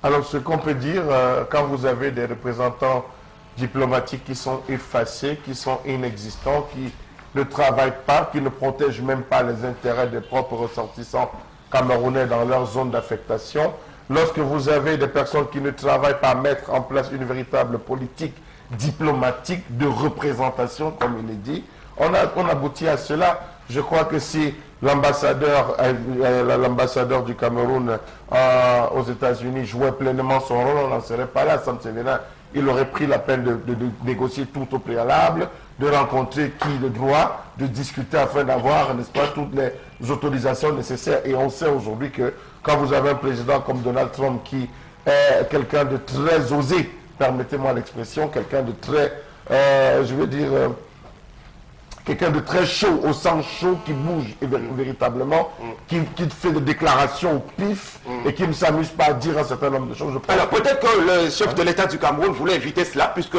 Trump en question a bel et bien indexé les dictateurs et potentats africains qui s'éternisent au pouvoir. Et M. Biya fait partie de cela, donc il n'a pas souhaité prendre part à... certainement, il n'a pas souhaité prendre part à cela. Bon, il faut dire quand même qu'un rendez-vous comme celui-là, c'est un rendez-vous où on démontre véritablement que les relations diplomatiques sont affermies, les relations multilatérales, parce que le Cameroun brille par cela, par des relations multilatérales.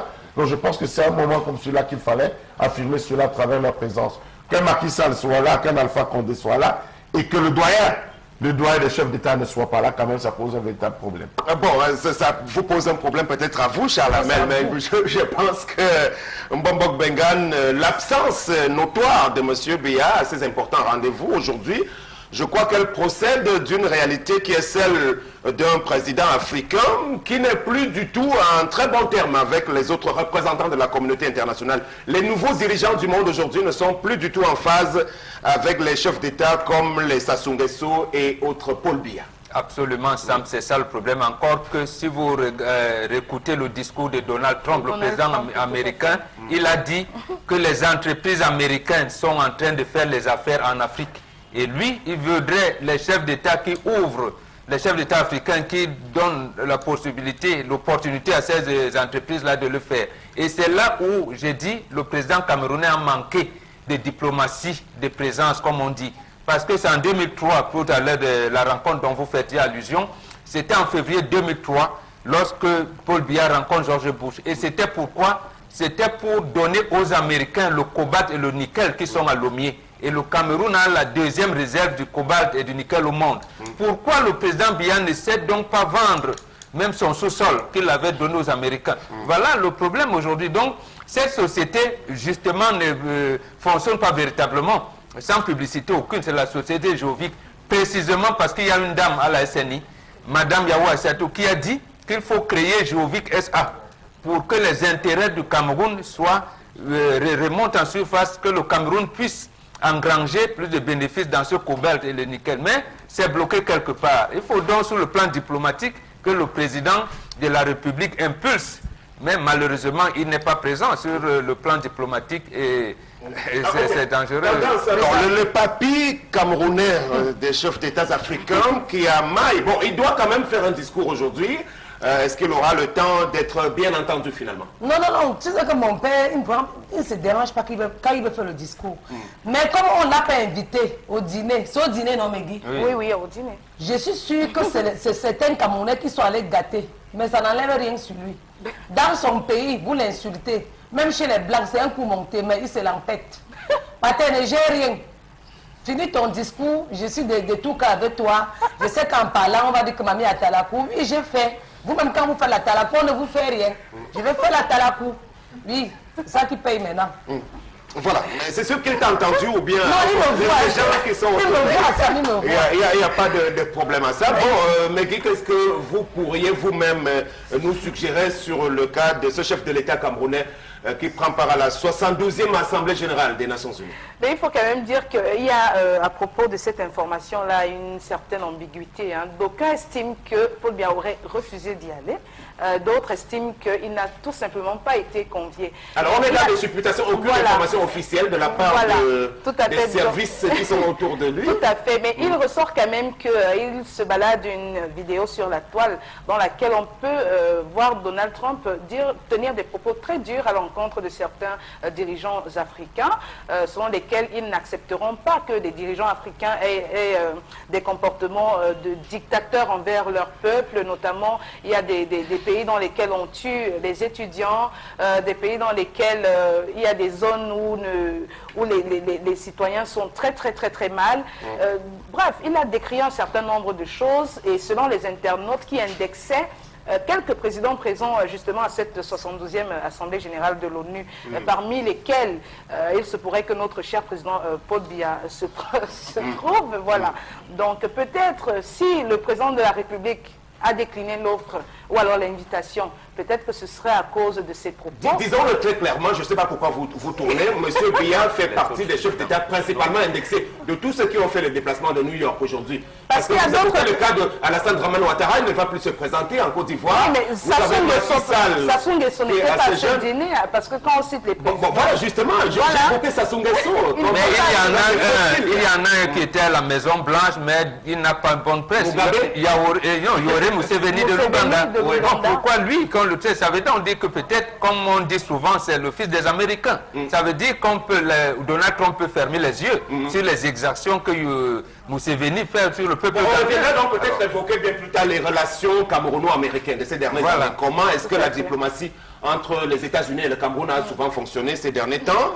Je crois que assez régulièrement, on a vu ceux qui étaient en poste comme ambassadeurs à Yaoundé, à cette fonction-là, les positions qu'ils avaient souvent prises contre le Cameroun et le système camerounais qui est assez difficile. On va prendre la suite. Voilà la suite, donc c'est une vidéo. Et puisqu'on parlait de sécurité, du Conseil national de la sécurité avec la colère de Charles Armel, on va y revenir dans cette vidéo où on voit très clairement des agresseurs. On parle depuis au Cameroun des agressions dans les taxis.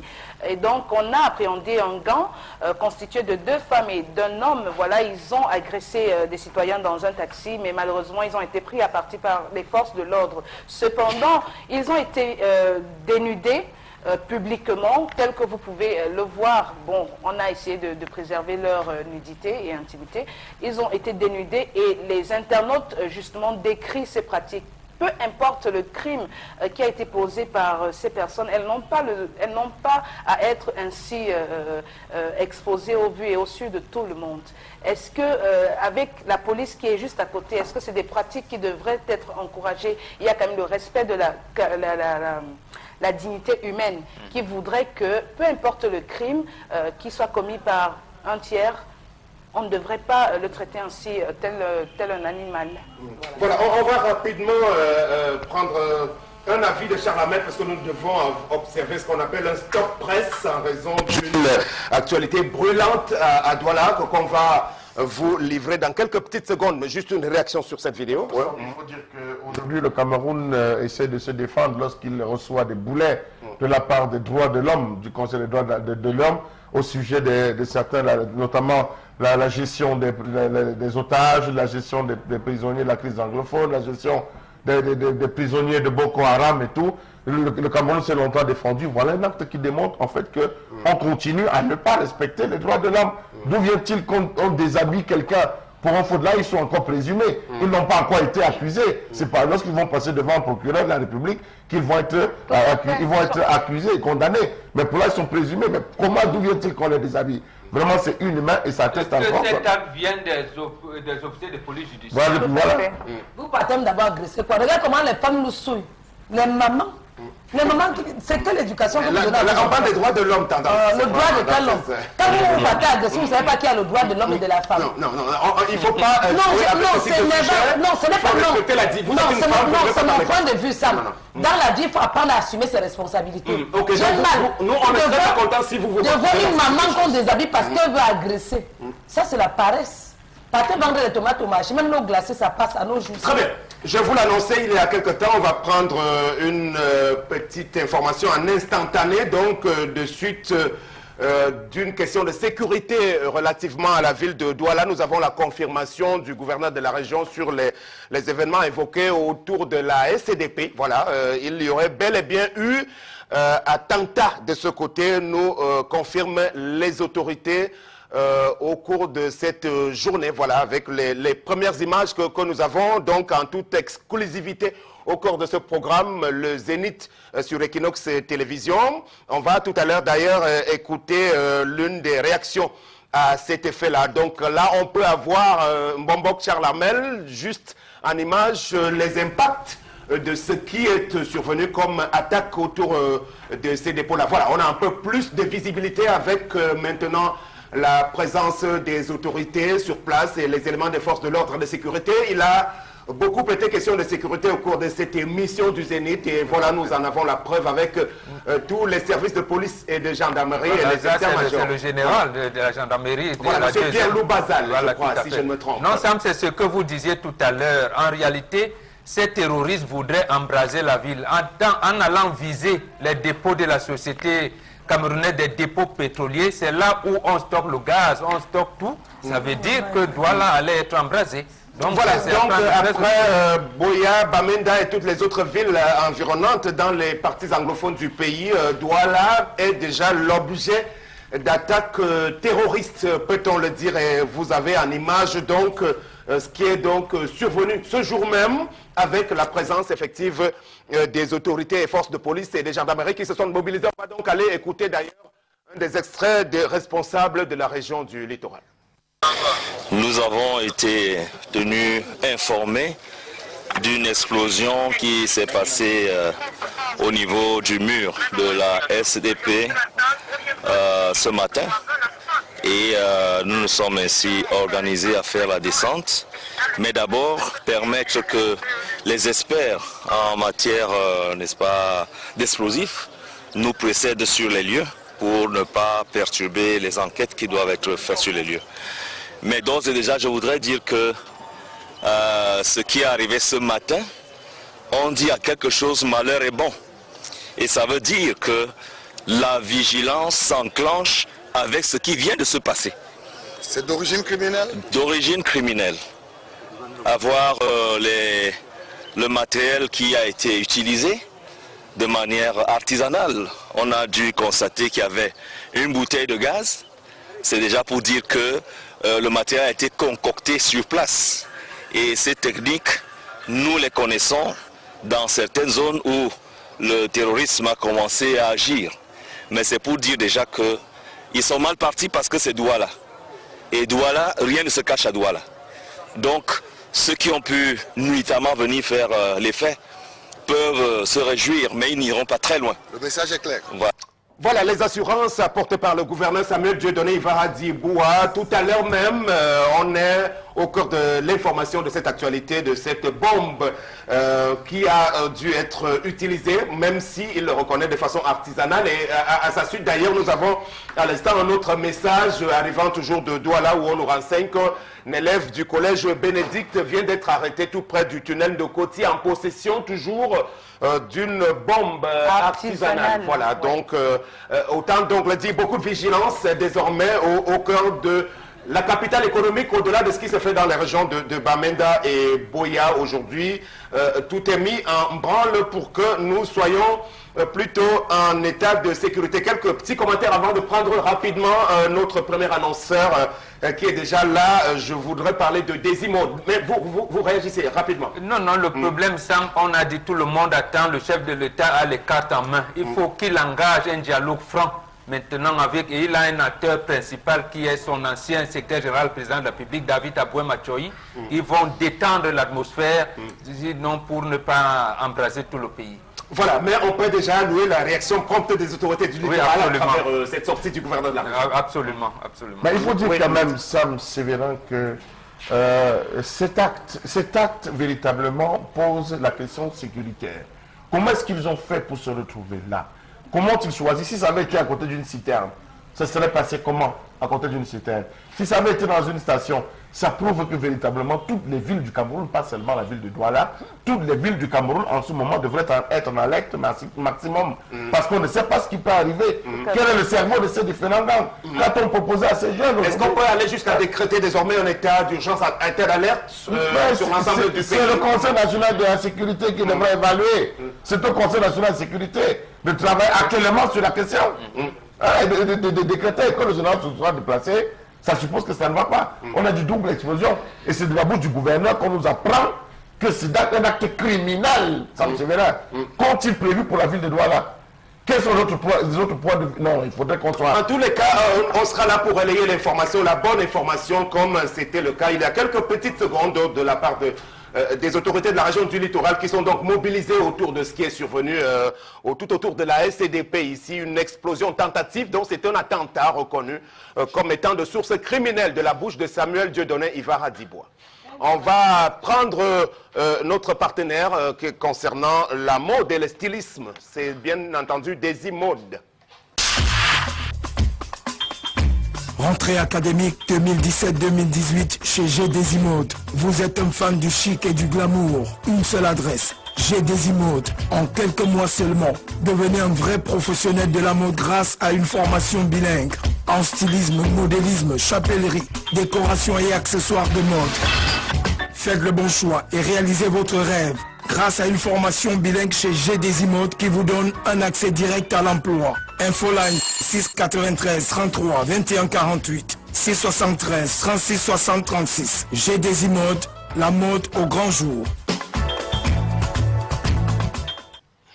Bien, nous avons les représentants de G-Desimo-Mode sur ce plateau pour en parler de cette rentrée académique. Patrick Goldman, bienvenue, bonjour. Bonjour Sam, bonjour à tous les panélistes, bonjour à tous les téléspectateurs de Kinox Télévision. Effectivement, après toutes ces informations qui donnent les frissons, nous apportons une petite touche de lumière de glamour, du chic sur ce plateau à travers donc notre intervention de ce matin. J'ai des Desimode qui annonce sa rentrée académique 2017-2018 le 4 octobre prochain. Nous sommes juste à 12 jours de ce grand jour J. Et donc nous sommes là sur ce plateau pour convier encore tous les passionnés de la mode, du chic et du glamour de se rapprocher rapidement de nous à partir du carrefour Paris-Dancing. Nous faisons une formation à la carte. Une formation accélérée. La formation à la carte vous donne plusieurs possibilités. Si vous n'avez pas toutes les ficelles de la mode et si vous voulez faire ce métier, même si vous n'avez pas les BABA, quel que soit votre niveau d'études, nous vous donnons donc les ficelles pour devenir un professionnel de la mode et pouvoir être un habilleur officiel. Et si vous avez déjà eu une formation quelque part qui a été inachevée, nous vous donnons la possibilité d'accélérer votre formation, de la parachever grâce à nos équipes de professionnels, d'enseignants professionnels qui vous donnent donc ainsi toutes les ficelles du stylisme, du modélisme, de la décoration, de la chapellerie et des accessoires de mode. Et il faut rappeler sur ce plateau que nous formons en même temps les hommes et les femmes. Parce que, comme vous pouvez le savoir, les plus grands couturiers au monde sont des messieurs, des hommes, sans blesser la sensibilité des femmes. Nous voulons dire par là que certainement, si vous pensiez au Cameroun et en Afrique que la mode était une question féminine, que non, vous vous trompez lourdement. Nous formons les hommes et les femmes. Surtout, nous faisons une formation bilingue. Vous êtes francophone, vous êtes anglophone, malgré les petits soubresauts qui se passent du côté anglophone du Cameroun. Vous pouvez venir à nous et recevoir une formation complète en stylisme qui vous donne la possibilité de dessiner des modèles, de les concevoir, de les créer. Le modélisme vous donne la possibilité de monter ces modèles et pouvoir être un habilleur abouti et suffisant. Et la décoration vous permet donc de décorer les espaces en agençant bien les couleurs et les accessoires. Vous avez les accessoires de mode qui vous donnent accès à des choses comme des chapelleries, comme des colliers et tout ce qui va avec pour sublimer la beauté lorsque vous avez une soirée ou quelque chose de cette nature. Parlant donc de notre formation, nous devons rappeler sur ce plateau, nous ne le faisons pas suffisamment assez, que nous ne formons pas seulement. Nous faisons dans les tenues de travail, dans les tenues de soirée, dans les tenues de mariage et même nous habillons tout le monde. Ça veut dire que nous ne formons pas seulement. J'ai des Desimode à un showroom dans lequel vous pouvez trouver toutes sortes de vêtements qui vous permettent donc de vous habiller à n'importe quelle occasion. Nous rappelons que la mode ou l'habillement, c'est l'un des métiers, l'un des plus beaux métiers au monde, à côté du journalisme bien évidemment. L'habillement est l'un des plus beaux métiers au monde parce que lorsque vous avez la possibilité d'habiller les chefs d'État, les ministres, les directeurs et même le commun des mortels, vous ne pouvez pas imaginer quelle joie cela vous procure. Donc nous donnons une formation clé en main qui vous permet d'avoir un accès direct à l'emploi. Lorsque vous êtes déjà en première année chez nous, vous pouvez commencer à habiller vos proches et gagner directement votre argent qui vous permet de continuer de payer vous-même vos propres études. La rentrée, c'est le 4 octobre prochain. Et donc, prenez ce rendez-vous, soit vous appelez, soit vous passez directement au carrefour Paris-Dancing à Douala. Merci bien, Patrick Goldman. On voit que vous êtes plutôt bien entouré dans ce cadre-là et on aura le plaisir de reparler sans doute de vous avant cette rentrée pour la formation AG Desimode. Rentrée académique 2017-2018 chez G Desimode. Vous êtes un fan du chic et du glamour. Une seule adresse, G Desimode. En quelques mois seulement, devenez un vrai professionnel de la mode grâce à une formation bilingue. En stylisme, modélisme, chapellerie, décoration et accessoires de mode. Faites le bon choix et réalisez votre rêve grâce à une formation bilingue chez G Desimode qui vous donne un accès direct à l'emploi. Infoline 693 33 21 48 673 36 60 36. G Desimode, la mode au grand jour. Voilà, merci bien. La suite de cette émission, c'est avec Interpellation. Chez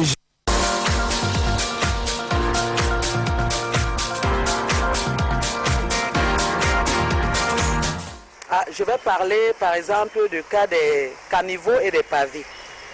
Dans mon quartier, par exemple, on a cassé des maisons. Ils sont revenus nous dire que c'est pour les caniveaux. Et les caniveaux qu'ils font maintenant, ce sont des tout petits caniveaux. Ce serait mieux de reprendre les anciens caniveaux qui sont plus grands. Parce que quand il pleut, les gens, ils ouvrent leur robinet, il y a les caca, il y a les ordures qui passent. Ça draine bien. Mais quand c'est des petits caniveaux, ça ne va pas donner.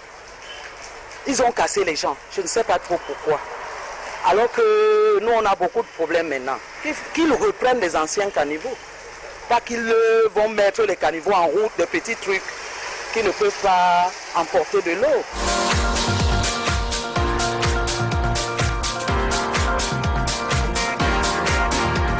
Oui, sur interpellation, rapidement. Oui, Sam, voilà, le désordre urbain a été établi que ce sont les autorités qui le font, Sam. Nous avons la communauté urbaine qui ne procède pas par les indemnisations, surtout qu'il y a des zones dites de recasement. Lorsqu'on cassait les gens, lorsque on faisait l'aéroport, l'axe lourd, ainsi de suite, on a cassé les gens, il fallait les recaser. On ne les a pas recasés, on ne les a pas indemnisés pour certains, ainsi de suite, ainsi de suite. Voilà pourquoi on a abouti à une, comment je vais dire ça, habitation anarchique de nos cités, et on aboutit donc au résultat que dénonce notre compatriote aujourd'hui. C'est vrai qu'on reconnaît quand même qu'avec la précarité, certains de nous également, nous allons construire là où il ne faut pas construire. Mais au moins, il faut avoir un moment de sensibilisation avant de casser, et surtout quand on casse, il faudrait recaser les gens. Voilà, merci. Tendance. Et ça, c'est même ça. Maman, tiens bon, tu n'es pas la seule. L'axe PK8, PK9, jusqu'à vers le marché PK14. On a détruit les gens depuis, on n'a pas construit. Les gens sont tous dans les mêmes situations comme vous. La rivière, on avait même interdit les cargos. Qu'on doit faire. Le Condi, oui. Le Condi, le nom là me dépasse à prononcer. On n'a toujours rien fait depuis. C'est un bon maman, mais ça va aller d'ici peu. Très bien. Merci bien. S'il n'y a plus de réaction sur ce sujet, on passe à la suite. Vous avez juste un commentaire. Non, ça va. Ils ont dit l'essentiel. Très bien. On va donc prendre notre prochain partenaire, donc, qui nous arrive de Istama. À Istama, Prépa Business School. Votre départ est programmé par une procédure d'admission simplifiée avec des frais de scolarité réduits. Soyez prêts pour l'aventure. Istama, Prépa Business School, votre tremplin pour étudier en France. 2 premières années préparatoires à Istama, la 3e année en France pour votre spécialisation dans 10 écoles, 10 campus high-tech, 10 spécialisations. Assurez votre spécialisation professionnelle en France dès maintenant à Istama. Istama, réussir, c'est savoir choisir. Très bien, Istama en partenariat donc avec 10 grandes écoles en France qui ouvrent cette année les classes Prépa Business School. Et pour en parler, nous allons accueillir du beau monde sur ce plateau. D'abord, on va recevoir Madame Bénédicte Favre, qui est directrice des relations internationales des 10 grandes écoles. Et puis, il y aura à côté d'elle Monsieur Arnaud Méry, qui est responsable du recrutement international Afrique francophone et Maghreb du groupe Istama, FIGS à Istama, bien sûr, et accompagné par le Camerounais Franck Dogmo, chargé du recrutement international à Istama. Alors, la première question, je vous l'adresse à vous, Madame Bénédicte Favre. Pourquoi êtes-vous au Cameroun et particulièrement à Istama? Bonjour. Bonjour, merci de nous accueillir sur votre plateau. Alors, notre présence aujourd'hui au Cameroun, ça fait déjà plusieurs années qu'on vient au Cameroun, mais l'idée c'est de lancer un beau projet qui est le lancement d'une classe Prépa Business School chez notre partenaire à Istama, en vue d'accueillir les étudiants camerounais en France pour terminer la scolarité et obtenir un diplôme dans nos écoles. Je voudrais simplement rappeler que nous sommes un groupe d'écoles. Nous rassemblons 10 grandes écoles en France et nous sommes présents sur 10 villes en France. Voilà, dites-nous comment ça fonctionne exactement, finalement, les classes prépa avec Istama. Alors, les classes prépa, le principe, c'est 2 années de tronc commun à Istama, à Douala, qui sont la réplique exacte de ce que nous déployons en France dans nos écoles, et une dernière année de spécialisation. Nous avons 10 spécialisations dans le business, le marketing, le management, les ressources humaines, 10 spécialisations sur lesquelles l'étudiant va terminer sa dernière année en France et obtenir un diplôme français reconnu par l'État. Donc nous sommes sur un modèle 2 plus 1. 2 années à Douala, 1 année en France, avec un départ automatique. Voilà, merci. Vous passez le micro à M. Arnaud Méry. On va donc vous accueillir. Monsieur, bienvenue, bonjour. Bonjour. Alors, je rappelle que vous êtes, comme je le rappelais tout à l'heure en début de propos, responsable du recrutement international Afrique francophone et Maghreb du groupe FIGS à Istama. Alors, la question, c'est celle-ci. Quelles sont les spécialités offertes et les écoles concernées après les 2 années préparatoires à Istama? En fait, les spécialités sont volontairement très diverses afin d'offrir le choix le plus large possible à un étudiant qui aura fait ces 2 années à Istama et qui souhaite à terme travailler dans le métier du marketing, du management, du commerce international, mais aussi pourquoi pas de l'humanitaire, des relations internationales, du métier du tourisme, ainsi que des ressources humaines, du développement durable, et ça en plus de tout ce qui est lié au métier de la finance, du contrôle, de l'audit, de la gestion. L'intérêt, c'est que les 2 premières années que l'étudiant va suivre à Istama recoupent des cours communs à toutes ces écoles-là, à toutes nos écoles, et que l'étudiant sera libre de choisir, dès la seconde année, quelle école, quelle ville il va intégrer pour sa 3e année. Et par rapport à son choix, on sera là, autant M. Domo qu'on verra juste après, mais aussi Mme Favre et moi-même et tous les collaborateurs d'Istama pour l'orienter au mieux vers la bonne formation et la bonne spécialisation. Alors, on va repasser le micro à Mme Favre, s'il vous plaît. Merci, Madame. Alors, vous nous dites assez rapidement, est-ce que les programmes de formation sont appliqués dans les différentes écoles? Les programmes de formation sont la réplique exacte de ce que nous déployons en France. Je rappelle que ce sont des formations ouvertes à des étudiants post-bac qui ont obtenu le bac. Donc, nous envoyons nos enseignants à Istama. Certains enseignants seront recrutés également par Istama, conformément au cahier des charges qu'on leur aura fixé. C'est copier-coller la formation qui est déployée en France. Voilà, très bien. Maintenant, 2e et dernière question à M. Arnaud Méry, assez rapidement, le micro, merci. Alors, monsieur, dites-nous, quelle est la procédure d'intégration, finalement, dans les écoles en France?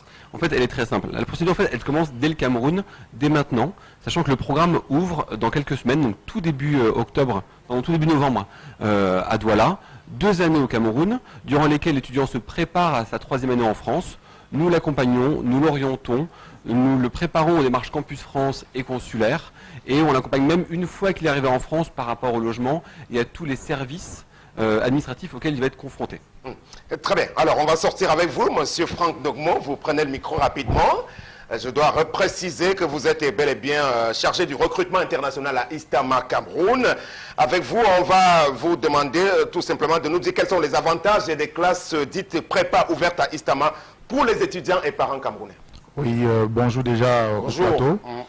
Ici, la possibilité qu'offre le groupe France International Graduate School à Istama, à travers ces 10 écoles, nous regroupons 2 types d'avantages. Pour le parent déjà, ça permet aux parents d'économiser en termes de coûts. Économiser pourquoi? Parce que le coût d'une année d'études dans une grande école privée en France est élevé par rapport au Cameroun. Donc à Istama, vous payez nettement moins cher. La première année, la 2e année, ça permet maintenant à l'étudiant aussi de mieux préparer son projet d'études, son projet professionnel, son orientation, afin que, après les 2 années, il puisse bien évidemment avoir le choix de l'école, de la spécialisation et de la ville. Voilà, assez rapidement, donc, on va demander à Mme Favre, pour sa dernière intervention, de nous dire pourquoi vous organisez un séminaire d'information. Quels sont les sujets qui seront développés? Très simplement, rencontrer les jeunes et les parents, leur donner les informations sur le programme, les débouchés, les modalités d'admission et l'intérêt que présente ce programme pour les étudiants qui ont une volonté de partir étudier en France. Voilà, merci bien, madame. Et on va vous souhaiter très bonne continuation. Monsieur Ndogmo va reprendre le micro pour clôturer cette présentation en nous donnant simplement le contact des classes prépa. Oui, vous avez le contact qui s'affiche au bas de votre petit écran. Mais déjà, je vous donne la localisation d'Istama. Istama est situé à la nouvelle route Bonamois. L'endroit dit Sable. Vous verrez le grand building qui est là en finition. Et nous vous invitons, tout le monde, tous les parents, ce samedi 23 à Istama pour bénéficier des informations que vont procurer nos partenaires, déjà au niveau de l'orientation, de l'accompagnement, des débouchés et bien évidemment des bourses qu'ils offrent afin de formation aussi à certains parents. C'est fixé à l'heure, c'est 9h30 à Istama, Sable. Voilà, merci bien. On recevait dans le groupe Istama Cameroun qui a un partenariat avec au moins 10 grandes écoles en France et qui ouvre donc pour cette rentrée les classes Prépa Business School dont vous avez eu quelques séquences avec les autres invités. Merci Madame Bénédicte Favre, qui est directrice des relations internationales et des 10 grandes écoles. Et puis Monsieur Arnaud Méry, responsable du recrutement international. Et vous-même, Franck Ndogmo. À très bientôt. Professionnelle en France dès maintenant. À Istama, Prépa Business School. Votre départ est programmé par une procédure d'admission simplifiée avec des frais de scolarité réduits. Soyez prêts pour l'aventure. Istama, Prépa Business School. Votre tremplin pour étudier en France. 2 premières années préparatoires à Istama. La 3e année en France pour votre spécialisation dans 10 écoles, 10 campus high-tech, 10 spécialisations. Assurez votre spécialisation professionnelle en France dès maintenant à Istama. Istama, réussir, c'est savoir choisir.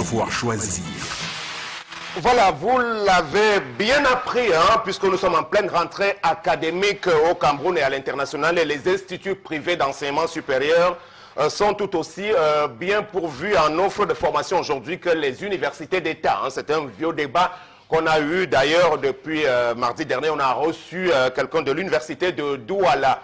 On va donner un rendez-vous politique puisque, comme nous le rappelait Patrick Goldman tout à l'heure, malgré les nouvelles tristes en matière de sécurité au Cameroun, il faut garder espoir et donner le sentiment que notre pays ne va pas tomber, on ne va pas sombrer. Donc, au-delà du glamour et du people, il y a beaucoup de rendez-vous ce week-end, mais davantage un rendez-vous politique aussi qu'on peut vous donner pour ce samedi. Ce sera du côté de Konsamba, un meeting prévu de ce côté de la part du promoteur du parti de l'esprit d'Avril 48, PEA 48, c'est comme ça que ça s'appelle, monsieur Jean-Marc Ngos. Rappelez-vous, il était l'invité de l'émission Dimanche avec vous, dimanche dernier, face à Serge-Alain Autou. Il va donc devoir réunir ses partisans ce samedi. Et du côté de Konsamba, si vous n'avez pas été là au grand meeting de la cité, si comme vous, Bobo Bengan, vous pouvez être en Konsamba demain, c'est ce qu'il est. Oui, encore que cela s'inscrit dans la continuité de la semaine des martyrs, instant, parce que Wandi n'appartient pas seulement à l'UPC, mais appartient à tous les Camerounais. Si les Camerounais peuvent s'arroger cette manière de vivre ensemble, cette unité du pays, surtout cette réconciliation de la nation avec l'État, je pense que ça peut donner à de bonnes choses. On prend connaissance donc à nouveau avec la crème miracle qui lutte contre les vergetures auprès des femmes. Savez-vous que 40 à 50% de la population est préoccupée par les vergetures? Heureusement, il y a Vergeturoff. Votre crème anti-vergeture fabriquée à base de plantes et de fibres naturelles. Vergeturoff favorise la régénération cellulaire, stimule la production du collagène qui restaure l'élasticité de votre peau. Et en plus, les résultats sont visibles dès le 7e jour. Avec Vergeturoff, vous ne cacherez plus jamais votre belle peau. Vergeturoff repart et protège. Vergeturoff, le miracle du cosmétique. Pour en parler encore, Madame Mariette, bonjour. Bonjour Sam, bonjour les hommes du Zénith, c'est vendredi, hein, donc on négocie le week-end. Ok, très bien. Bon, vous nous diriez tout à l'heure où est-ce que vous voulez nous amener. Par ces temps qui courent, on est preneur. Alors, c'est quoi Vergeturoff? Alors, Vergeturoff, comme son nom l'indique, Vergeturoff. Vergeturoff, c'est cette crème miracle faite à base de plantes et des fibres qui éliminent efficacement les vergetures sur l'ensemble du corps. En plus d'éliminer efficacement les vergetures sur l'ensemble du corps, elle stimule la production du collagène qui restaure l'élasticité de la peau, elle favorise la régénération cellulaire et elle hydrate en profondeur. Ah, vous nous rappelez rapidement le mode d'emploi? Alors, aussi simple, pour utiliser Vergeturoff, il suffit simplement de nettoyer la zone à traiter, prélever à l'aide d'une spatule une quantité généreuse de produit que vous appliquez sur des vergetures comme une peinture à doigts, masser pendant 2 à 3 minutes jusqu'à obtention d'une chaleur. S'il vous plaît, n'effleurez pas. Massez jusqu'à obtention d'une chaleur. Ne l'associez surtout pas aux produits éclaircissants pendant le traitement. Et cette crème peut-elle être utilisée en même temps que d'autres types de crèmes? Oui, Vergeturoff peut être utilisée sur l'ensemble du corps parce qu'elle est super hydratante pour la peau, parce qu'elle stimule la production du collagène. Elle peut être utilisée comme lait pour le corps. Voilà, et peut-on continuer l'utilisation de Vergeturoff même après l'élimination totale des vergetures? Oui, après l'élimination totale des vergetures, comme je l'ai dit, parce qu'elle est super hydratante, on peut continuer l'utilisation de Vergeturoff. Voilà, à présent, rappelez les points de vente rapidement. Oui, Vergeturoff étant tellement sollicité sur l'ensemble du territoire national, je ne saurais citer tous les points de vente. Vergeturoff se trouve dans les magasins Santa Lucia et Maïma de Douala et Yaoundé. Vergeturoff se trouve du côté de Bafoussam dans le supermarché Yatch. Vergeturoff se trouve du côté de Bertois dans la parfumerie boutique. Vergeturoff à Ibolova, parfumerie du Lac. Ou alors appelez-nous simplement au 694 88 84 57. 694 88 84 57 ou le 680 00 28 28 680 00 28 ou allez sur notre page Facebook pour plus d'informations. Merci bien madame, très bon week-end. Bon, on n'est pas tout à fait, on va dire, contre l'idée de nous amener un week-end. Merci Sam, parce que j'ai désormais, grâce à Vergeturoff, une police. Nous irons à Kribi ou Limbe. À vous de choisir. Voilà, on fera le choix tout à l'heure. 50% de la population est préoccupée par les vergetures. Heureusement, il y a Vergeturoff. Votre crème anti-vergeture fabriquée à base de plantes et de fibres naturelles. Vergeturoff favorise la régénération cellulaire, stimule la production de collagène qui restaure l'élasticité de votre peau. Et en plus, les résultats sont visibles dès le 7e jour. Avec Vergeturoff, vous ne cacherez plus jamais votre belle peau. Vergeturoff repart et protège. Vergeturoff, le miracle du cosmétique. Voilà, donc en attendant de déterminer du lieu où on amènera toute l'équipe du Zénith pour ce week-end, bon, je vous déconseille quand même Limbe parce que les nouvelles ne sont pas très bonnes de ce côté-là. Bon, peut-être encore Kribi. Tendance. L'Axel me fait peur. Donc même je te dis que mon pays me fait peur, même temps ça. Ok.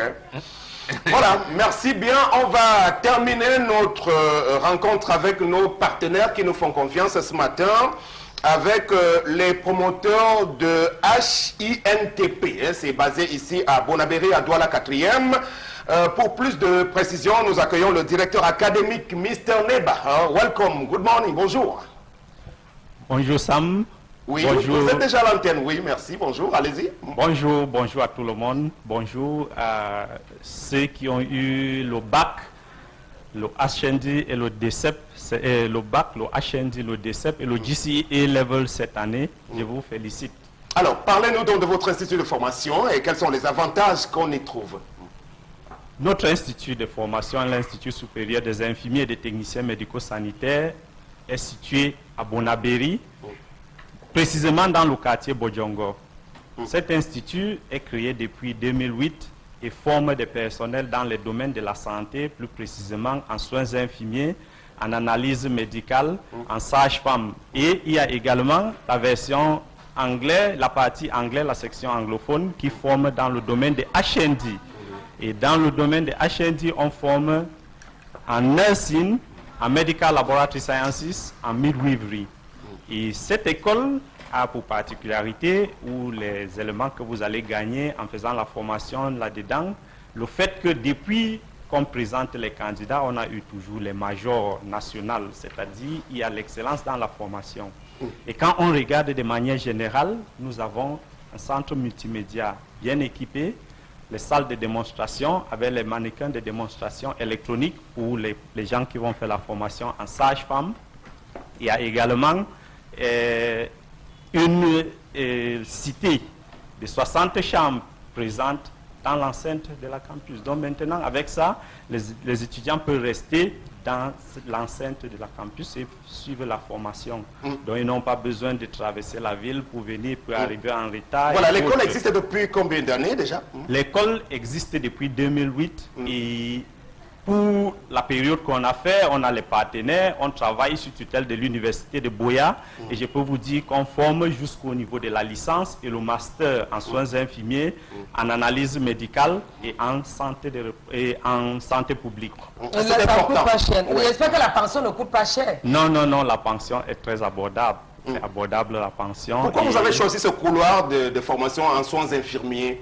Bon, dans le domaine de la santé, oui, c'est aussi quelque chose que je devais dire dans les éléments à tirer, ou bien ce qui est important avec nous, c'est que on est spécialisé dans le domaine de la santé, parce que quand vous regardez dans les autres établissements, c'est un peu dispersé. Il y a management, il y a accounting, ainsi de suite, mais le promoteur étant quelqu'un qui est formé dans le domaine de la santé a donc jugé nécessaire de travailler et de former les personnels qui peuvent donner les soins de qualité. Parce que si on regarde aujourd'hui, il y a beaucoup de problèmes qu'on rencontre dans les hôpitaux. Et maintenant, si on a une formation de qualité, on pense que ça va diminuer tous ces problèmes. Je dois dire, Mr. Neba, que vous vous débrouillez plutôt très bien en français. On va donc vous donner 1 minute pour résumer tout ceci en langue anglaise, qui est votre langue de prédilection. You have just to summarize your idea.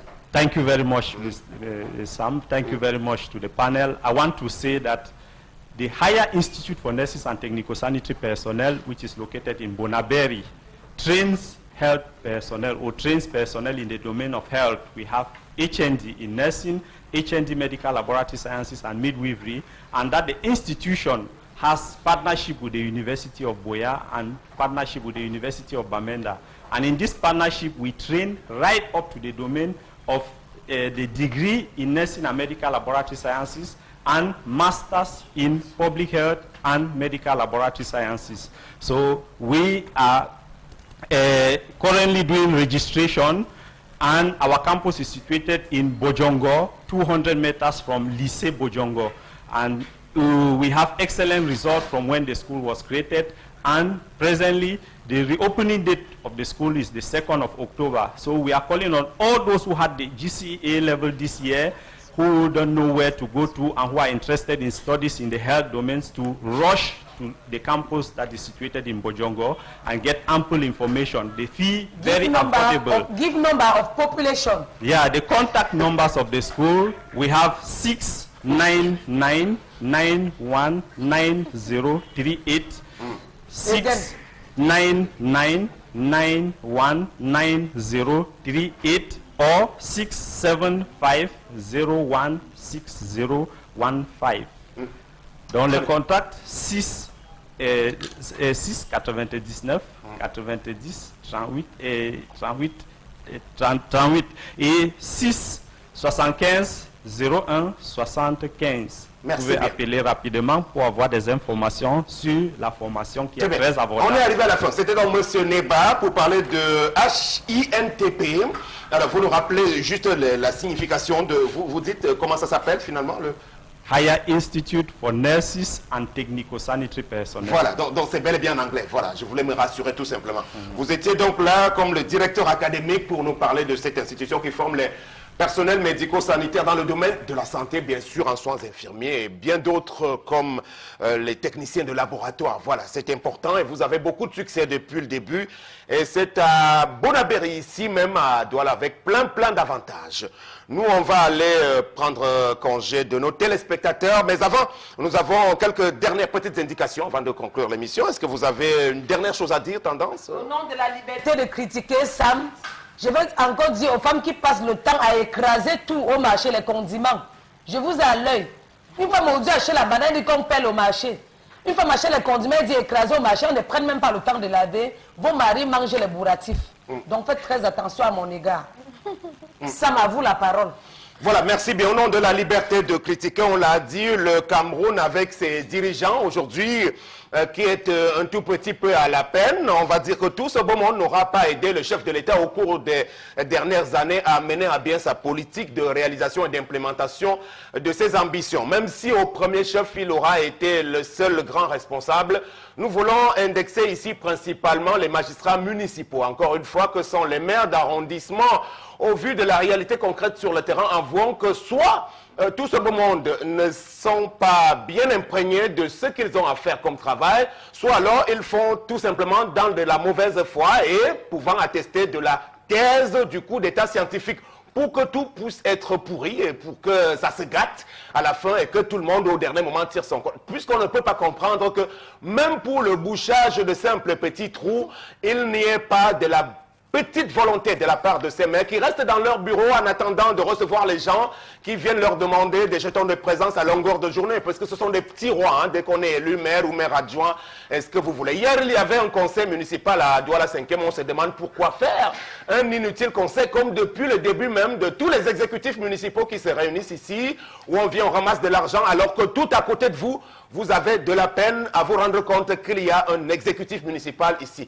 Douala 5e aujourd'hui est un arrondissement lotissement qui croule sous la déliquescence de telle enseigne qu'on est en droit de se demander, a-t-on véritablement bien fait de choisir le sieur Gustave Ebanda, Sa Majesté Gustave Ebanda, pour succéder à Dame Françoise Foning.